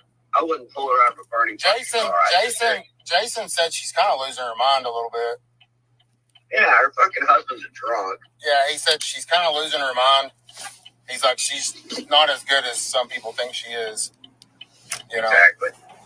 But, yeah, I just want to let you know, kind of, let you know what's going on and stuff. But, and it has nothing to do with, she's never said one thing about him being indicted or nothing. I mean, she knew that was coming. You know, they just tried to. I mean, it was almost kind of like a, witness intimidation. But hey, I don't care. I don't care. Matt Hamilton was a little pissed at Hoover. He called Hoover up like, "Hey, why can't you tell me he was going to get indicted?" Like, Matt, we don't tell anybody that anybody's getting indicted. Yeah. So. Yeah, I mean, you don't have to. Assumed it wasn't going to happen, but so far, it's been quiet. We'll see what happens. Yeah. If they're going to do anything, they'll do it over the next 5 months. Yeah, I'm not too worried about it. As far as, them bashing me, if they bash me, whatever. But, for your stuff, it was so funny. My mom showed me a little clip of when they had their little thing at the square down there. And that guy, he made a couple of big mistakes talking. Like, first off, talking about he knows nothing about politics and this and that. Well, you got to know about that. You got to know about everything. You're the DA. Yeah. Yeah. I mean, you need to be a master of all. And Channel 10 is so good to me. When they interviewed him, they interviewed a clip and they kind of looked like a stupid dumbass. He goes, "I've always wanted to be a prosecutor." Well, fucking do it. But you're going for the full DA. Yeah. Hey, so, but then he said, because all the idiots are standing behind him, he goes, I wish I could talk because there was nobody to talk to. The only people there were the people behind him. You know what I mean? Yeah. He kind of said that. He goes, I wish I could talk to everybody. And he turned around. I'm like, well, because there's only Roy with his camera standing out there in front of you. That's why. Yeah. I don't think they're going to pull this off. My only concern is just making sure this cancer gets fucking nipped in the bud, because those lies, man, we just got to spread the word, man. You got to talk to your brother. Oh, yeah, no, hey, everybody's on board. Everybody's on board. Hey, I'll be honest with you, man, because, I can be. My mom was so disappointed that the charge got dropped against her. She's like, I get it with Courtney, because she's going to go in there, and she's like, but I was standing right there. I said, hey, at the end of the day, one felony. I told her. We got to go with the one that he was aggressively mad at. Well, this is what I told her. I said, one felony is the same as 2, 3, whatever. I said, it is. I said, but just trust that we know the truth. And I know that's hard because I'm knocking heads with a lot of cops these days, man, because they're trying to tell us how to do our job. And you got to understand and trust that we know what we're doing. When we bring this stuff, we bring the solid shit. We don't overcharge. We don't try not to undercharge. You know, we just trust. No, hey, I trust you. I trust y'all. You know, 100%. My whole main concern's been the whole time is, hey, at least get one conviction on a felony. You know, to make him a felon. For pointing a gun at me, I think he needs that title. You know, and so. Well, you got to understand the only thing we can do on that is either send him to prison or give him deferred. Yeah. We talked about that. He can't. Now, we can prohibit his possession of a firearm while he's on felony probation. Well, but getting on the child endangerment, you can't get deferred on that, right? Was that indicted? I don't. It was. Yeah. Okay. Yeah. So we can split that. We'll see. Like I said, but you need to focus right now on you. I know. Because I know I've been through. I haven't been through a divorce, but I've been through some pretty rocky fucking relationships. This is great. Yep, this is great. This is great because it shows how they were bestie.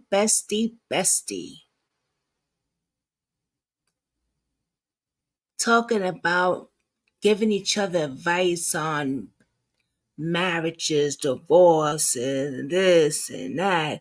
Like I said, they were more than just, hey, like a friend that just says, hey, you know what I'm saying? Like one of those sometime buddies. No, they were peoples. They were peoples. They were peoples. Barbara, their wives worked together. Yes. At the beauty salon, their wives worked together. We found that out. They were tight. Oh, yeah. I'm just waiting for that piece to come to me that I'm supposed to get from the best friend, and we'll see what happens. But baby, it'll fuck with you. And I look back now at like how my thought process was and how fucked up I was, and think, God, I wasted a lot of fucking energy over something. And I know that you, in your heart, you love her, but I'm telling you the truth, when you least expect it, someone's gonna walk into your life and your world's gonna fucking change. Well, and you're gonna look back and go, I can't believe I wasted all that energy. Because you're gonna find a love that's supportive and that's good for you. Well, I'll be honest. I'll be honest with you with this, and I know that anything can happen and your mind changes and stuff. But man, I was always been perfectly content being alone. I was for a long time. I get it. And I was 35 before I got married. I would never. Well, I was 30. You know, and so my main thing is hey, I'll be able to take care of my daughter, and she. I know how much. I mean, I'm that girl's world. Like it's. You should have seen how the kids have been acting towards her. Like telling her you need to do the right thing. Her 11-year-old son was like, "Why'd you take all this money, Mom? Why'd you take all the money out of that?" I mean, and I'm videoing all this always because I'm covering. Anytime I'm with her, I'm covering it's my some ass. big bucks too, girl. Not no $5-10. We talking about some. Yeah, I mean, I know. So, but long story short is man, that girl is my number one concern, and man, I'll go do. I'm one of those guys that I could go up in the mountain and stay for a month, and I don't need to talk to anybody or anything. You know, that's just me. That's just how I've been. And so, man, I don't want anybody. Yeah, you gotta get a little piece of ass about every 3 months, man. That shit'll drive you crazy. So, but man, you gotta get a little side piece, and you will. I'm telling you, some little girl's gonna walk across your fucking radar, and I'm telling you, it's gonna happen. But you just gotta keep your chin up. And I want you to call me. I don't care if it's Sunday at 2 a.m. If you need to talk, you call me. Yeah, man.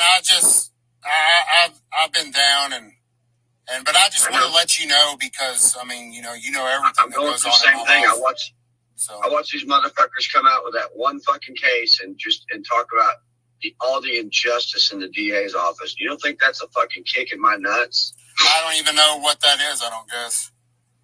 Well, that's Kermit. The Palmer case. Oh, the Palmer. All the injustice and all these victims behind me have been denied. It's all the Palmer shit.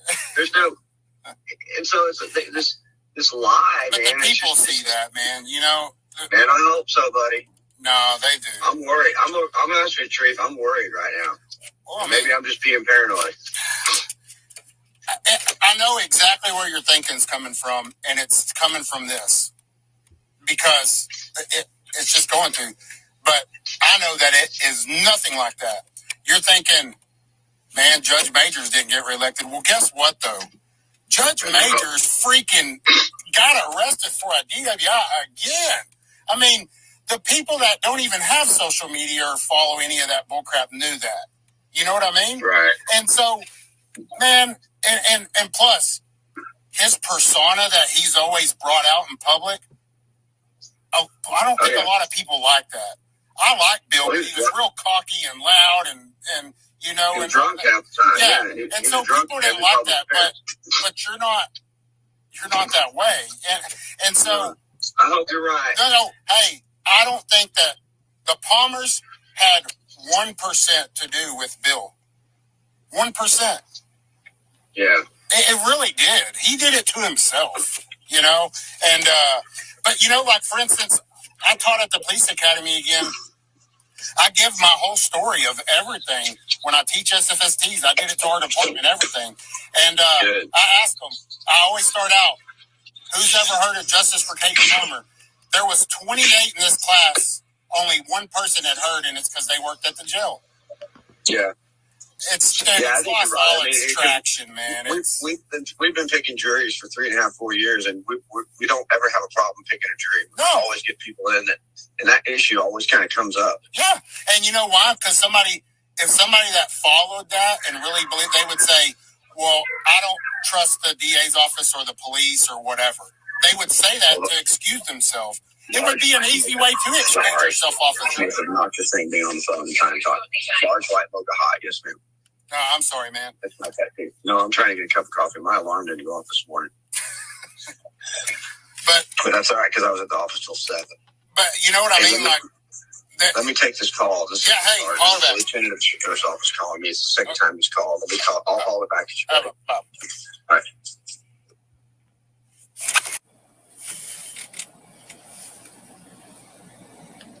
Talking about the case behind it's not good, not good, not good.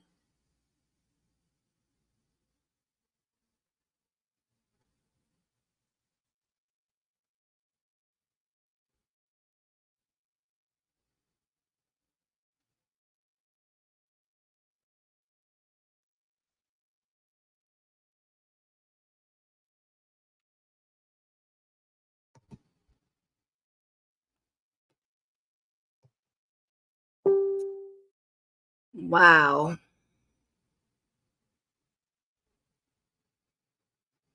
Wow, wow, wow.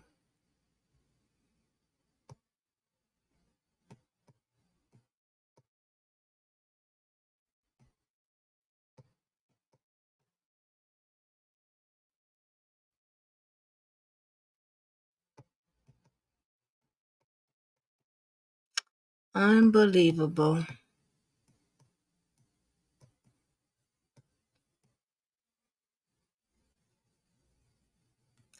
Let's remember Katie. Oh, I can't do the music. But she's so pretty. Look at her. And her family. Let me see if I can make it bigger.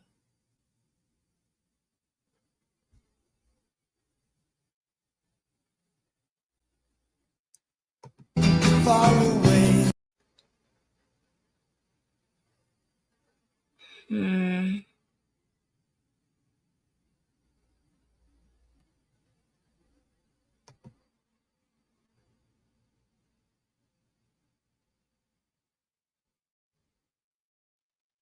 Yeah. I always share this in my in every group. You a girl, you don't know. Once I'm done with this, every video every video that I do, I share it everywhere. Everywhere.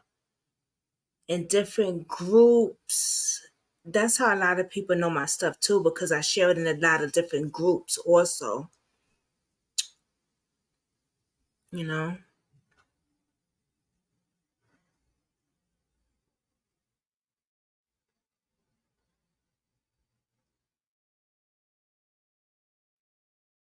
This is sad.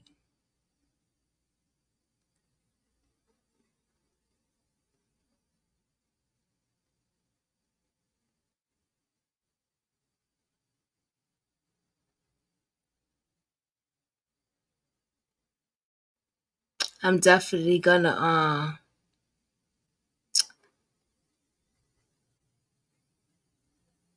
wow. She seems such like a cheery, happy, you know, mom. Seemed like she get along with just anybody. She love life. I don't know her, but you can tell, you know.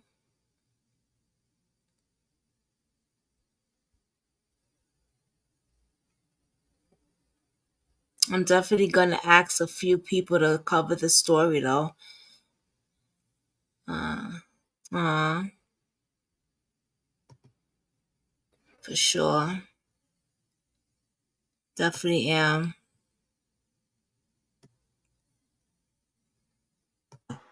Walking by the side of the road with her husband on a sunny morning when suddenly a guy comes across the traffic to their side and mows them both down with such impact he thinks he hit a telephone pole. Now, let me tell you something else about grand juries.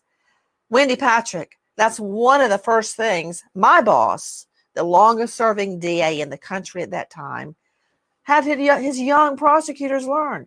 You put up evidence to the grand jury. If you want them to indict, you put up the right evidence. If you don't want them to indict, which never happened to me, of course, you don't. Now, yes, there was a of great course I trial lawyer would. named Irving Younger, and he Sure. made this famous. A prosecutor can get a grand jury to indict a ham sandwich if they want to. And I argued till I was blue in the face. But I'm telling you, something is wrong here because the facts that we have just laid out should have been a vehicular homicide indictment. He doesn't have to be 0.08. What he did was reckless, was a malignant heart, as we say in the law. Why hasn't this been charged? It's got to be because that's what the prosecutor wants.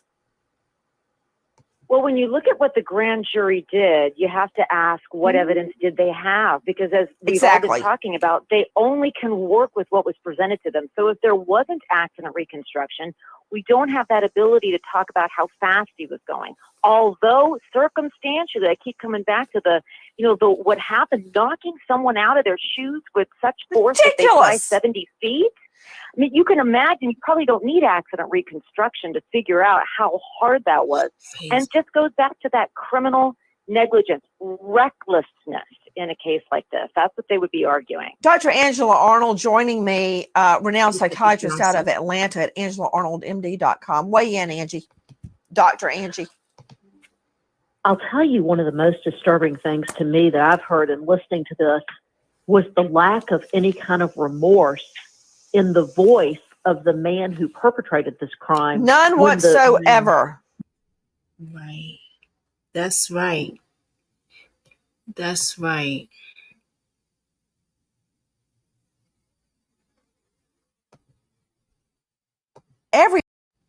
That's right.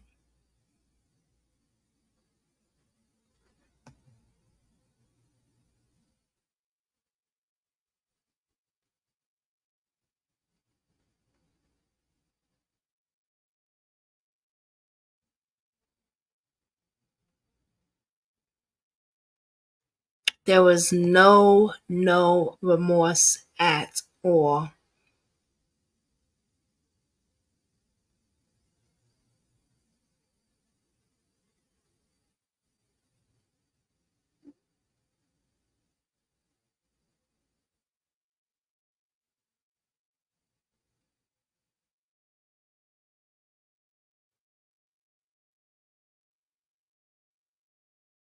I have to look at that and check that out.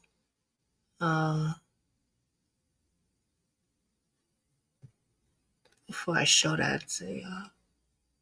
And make sure.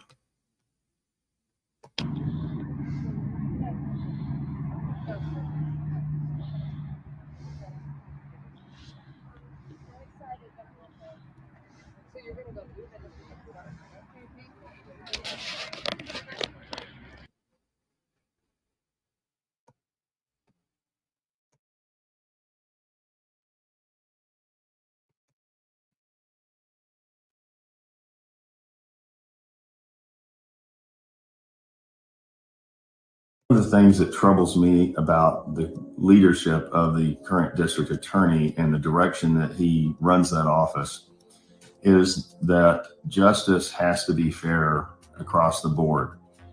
I take it very seriously when we say things like our Pledge of Allegiance. When we finish off that pledge with liberty and justice for all, I believe firmly that we should live with liberty in our lives, free to do what we want in this country, because that's what this country is about, except when you encroach on someone else's liberties or their life or their property.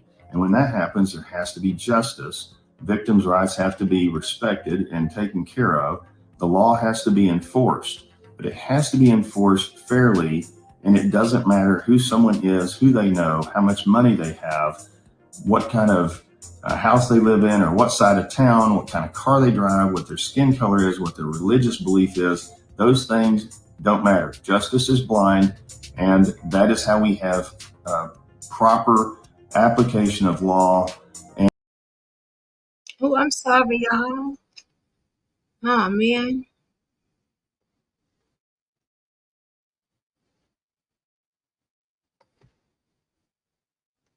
Delivered to Grayson County. Sorry. I was going to take it down anyway, though. Let me see what y'all saying. He didn't even try to stop the truck. No, he didn't. That's why there's no tire marks. Didn't I say that yesterday? Didn't I say that last night? And the husband said in the beginning of the second interview that we watched, this was not an accident. That startled me. It shocked me and it startled me. Because now I need to go and find out, was there any, not drama, but was there any issues that him and our neighbor might have had in the past?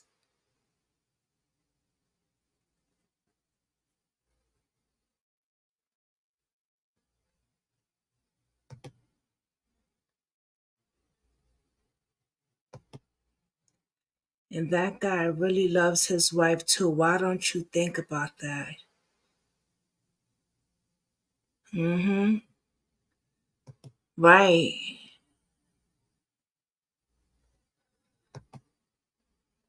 It's not an accident because he was under the influence. Oh, okay. Okay. Yeah. Yeah.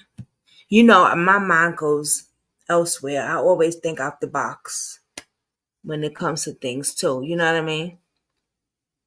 Jealousy, rage, anything. You know what I'm saying? Like, have they had words before? Could this neighbor been jealous? Did this neighbor have a wife and family? Did he want what John had? Mr. John Palmer had all this. Let me show you.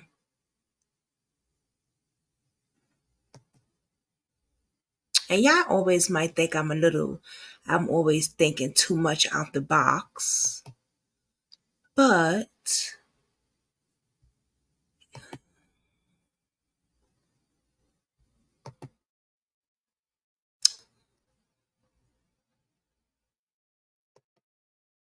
yeah, you know, I might be thinking out the box a little too much on this, but I'm just saying, you never know with people. You really don't know.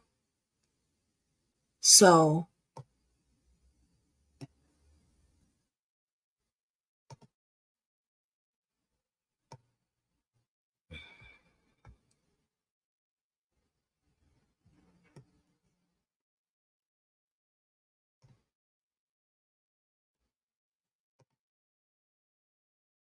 this is what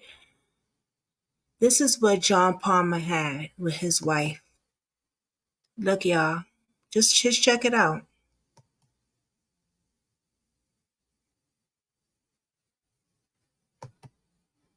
A family.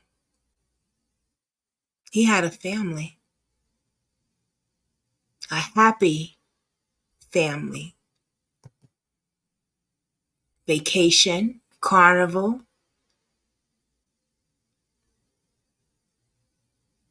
They would have money to go on vacation.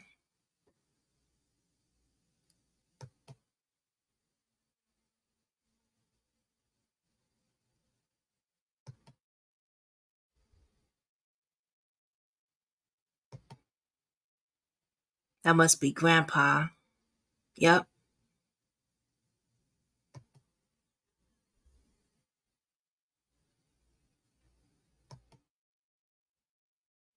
Well, I missed that one.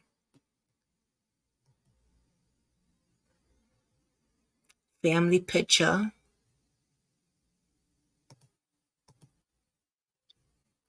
She had friends. And he had a beautiful wife. Katie was a beautiful person. Just received word that John Palmer has come into possession of new evidence in the Katie Palmer case. He will be releasing the evidence live to the public at 11 a.m. on Monday. We do not have further details at this time.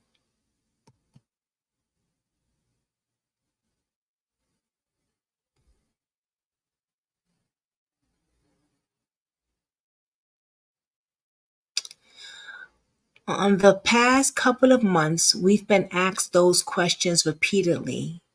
How can we help? What can we do? We are not asking for your support. For almost 4 years, we've been fighting for justice for Katie Palmer and have been denied. Katie's killer is a free man because our current district attorney, Brett Smith, failed repeatedly. Not only has Brett failed Katie, our family, but numerous other families here in Grayson County as well. This must stop. Smith must be voted out. Please support John Kermit Hill for Carrollton County District Attorney.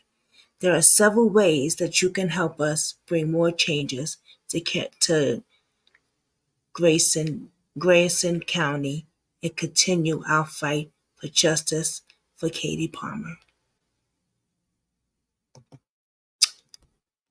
Request for sign our business. You can PM me or email.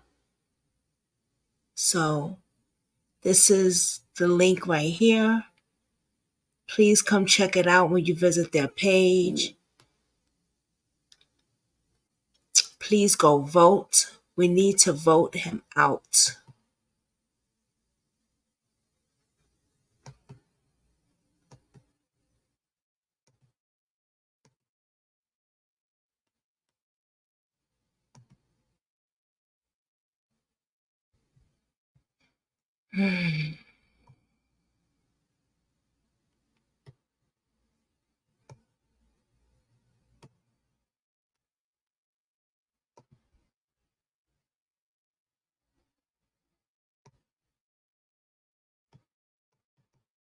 I saw a little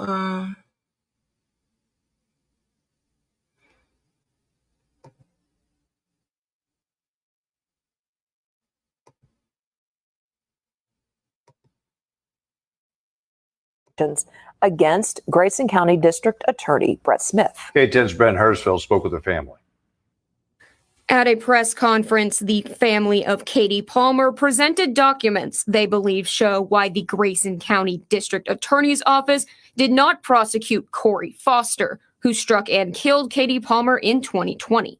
They were joined by former Grayson County Assistant DA Matt Flanagan. Our position on Brett Smith has been the same for the past 3.5 years. Grayson County court records show Smith was retained as a defense lawyer by a member of Foster's family in 2004 in a DWI case prior to his election as DA. The Palmer family alleges Smith did not disclose this information to them and believes he should not have been involved in Katie's case. What we're trying to do right now is just educate voters again on who Brett Smith is, and we've been doing this for 3.5 years. The public needs to know. Matt Flanagan resigned from his position as an assistant district attorney under Smith effective January 28th. Yeah. He says Smith's attitude towards the Palmer case was part of that decision. He claims Smith made the following comment in reference to his opponent for DA. John Kermit Hill, the man running against Smith, only has one, and I quote, dead horse issue to run on in this election. That dead horse issue is in fact a dead in the Katie Palmer case, including allegations against Grayson County District Attorney Brett Smith. Okay.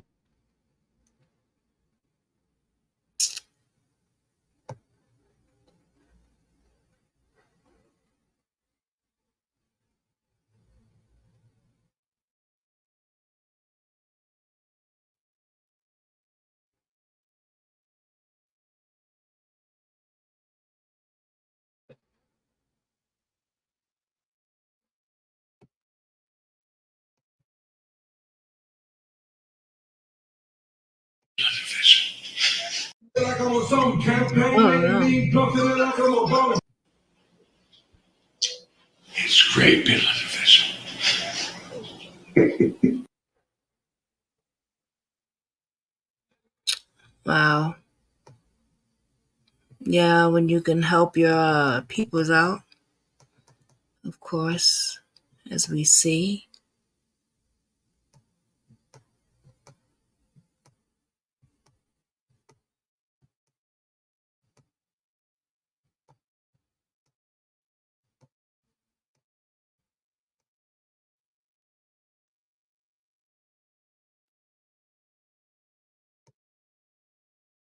I wanted y'all to see this.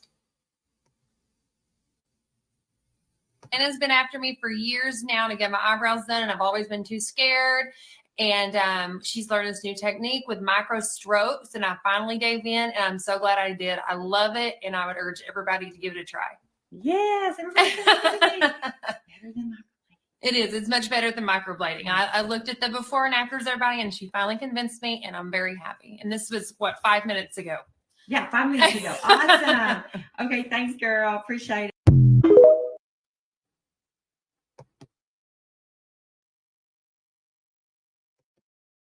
And that shows that she was down to support whoever as well. Okay? So she went on there to support the person that did her eyebrows. So she also supported people. I mean, this is a beautiful, beautiful young lady. How could you not want her to get some type of justice and just do the right thing? So I say once again, please, please, please. She's beautiful. Yes, she is. Isn't she? I was looking for that little clip to show y'all.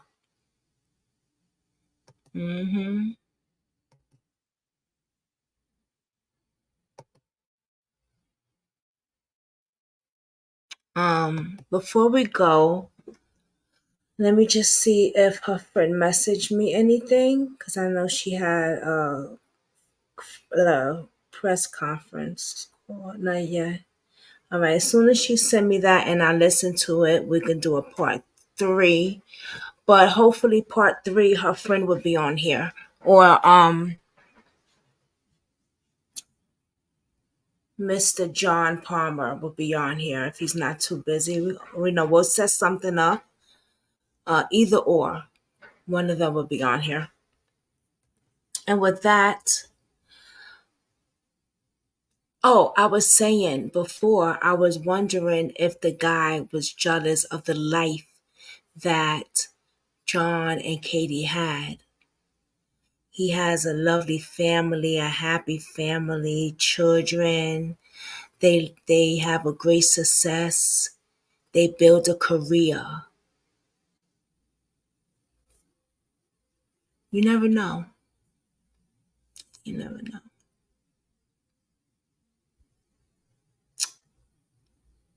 Keep all your eyes open and be careful who you trust,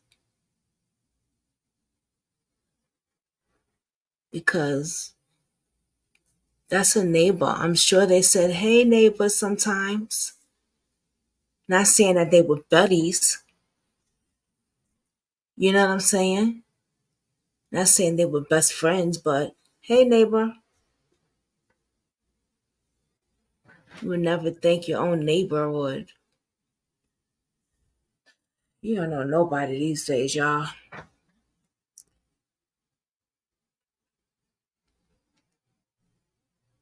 Sad.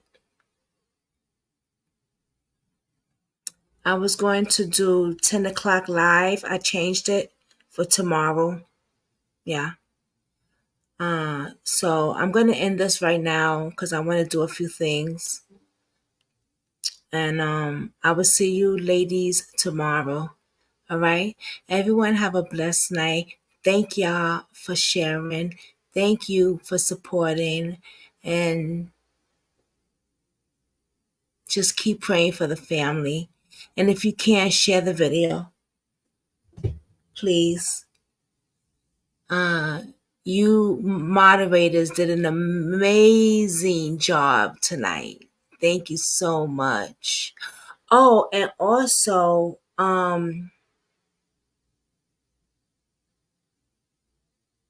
Yanu has her birthday slash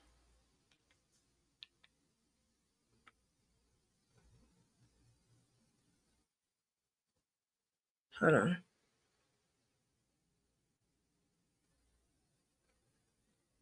Fundraiser. Yes. For Jarek Holder. Remember Jarek Holder's mother was on here? I just interviewed her, and she was saying that she wanted to get her son out of the ground again, do another autopsy on him, because we just got a feeling that the police, her son, has set this thing up. So she's going to need help with the fundings. So Renew came up with a great idea on her platform. It's her birthday, so why not do something there? You know what I mean? And do a fundraiser. So we will be sharing his story and the video and some other stuff. Please hit that link, join it.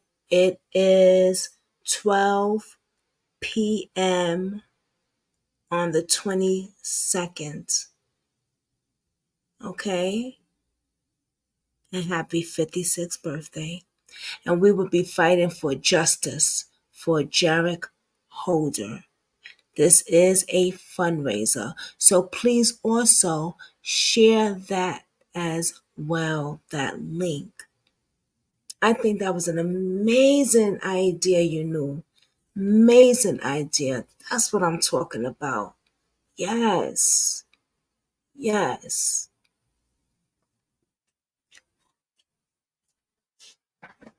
Yes. 11 a.m. Central, 12 Eastern. So it's 12 o'clock my time. So that means that tomorrow I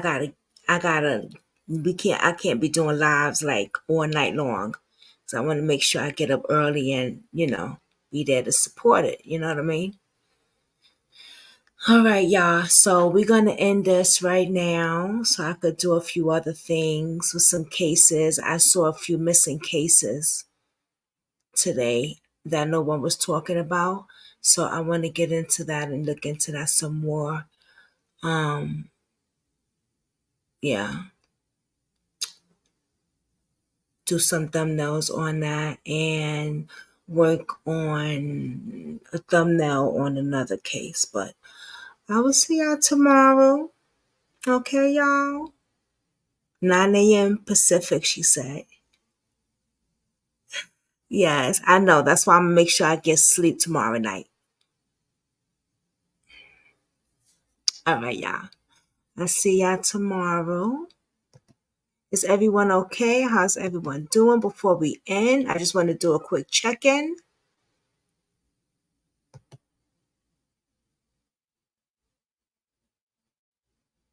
Also, we have to do another. Okay, I'll talk to her. But how's everybody doing?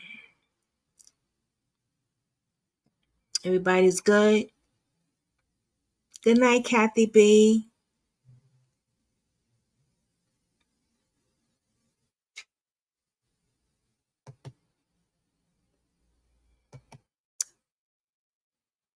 I just want to check in with everybody before we leave, because that's pretty heavy. Cases are heavy. Thank you for oh, no problem. It's for the victims and the families, and because that's just the person that I am. I like helping anybody. If I can help, I can help. Thank you, Mary and Tate. Thank you so much.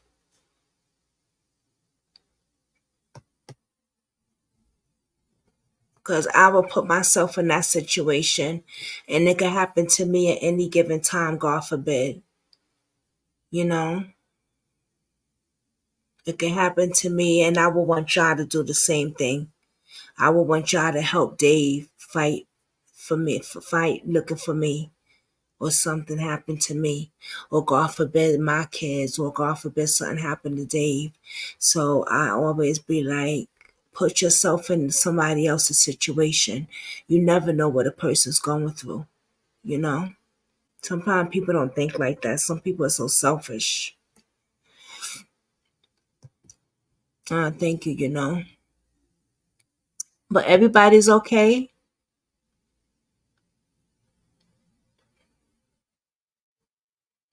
Let me just get the okays so I can end this. So I know y'all good. I know you knew says she's good. Kathy B, she's good. I need to know if Barbara is good. Kathy, Miriam, I need to know if you're good. Because I won't end it. I'm telling you, I don't care how tired I am. You good? Okay, Miriam. Where my Barbara at? I need to know my girl Barbara's okay.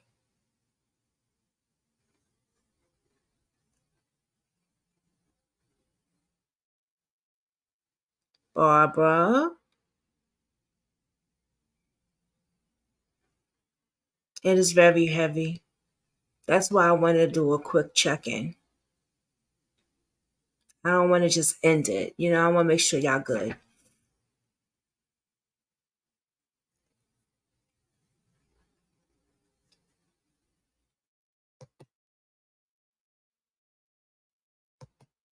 Oh my God, the Santos case also we need to talk about. I'm going to go live before 7 tomorrow and talk about a few cases with y'all. I'm going to have to do a back-to-back tomorrow. I know I got the T-Mons. I put that for 7, but I'm going to go, I'm going to have to, I'm going to go, yeah. I'm going to have to do a few cases before that. I think I'm going to 19, 20.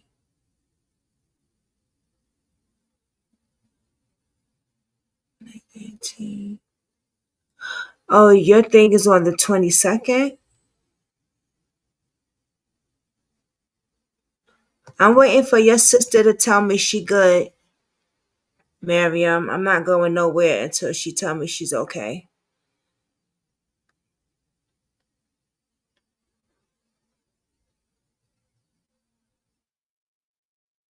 The 22nd. Yes. Oh, Thursday. Okay.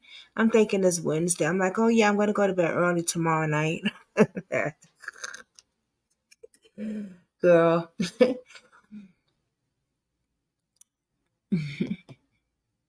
Where you at, Barbara?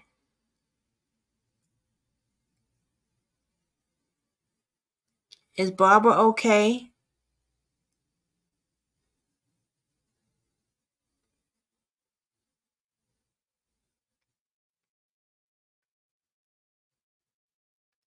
Miriam, is your sister okay?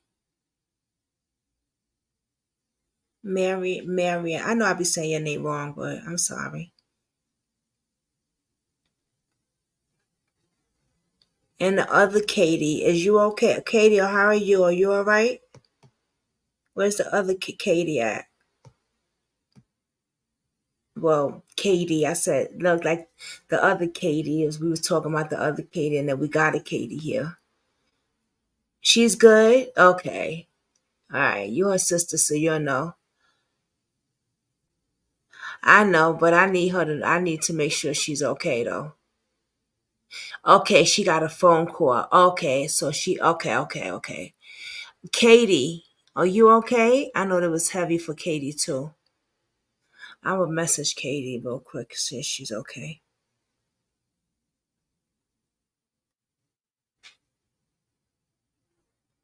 Hold on.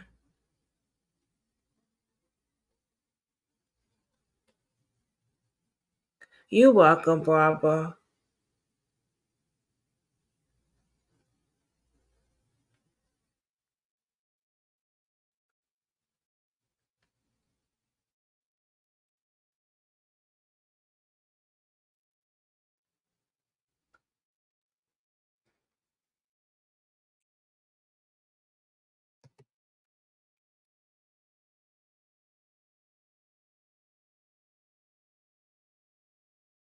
Katie, are you okay? I think Katie's probably with the kids.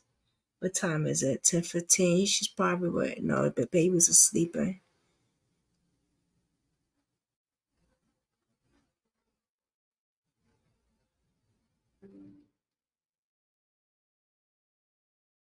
Okay, Katie just messaged me. She's good. All right, y'all. Everyone have a blessed night. I love y'all. I will see y'all tomorrow. I'm gonna get some thumbnails together now so I can go live a few times back to back before 7 o'clock. You know what I mean? Okay. I'll see y'all tomorrow. Mwah. Good night.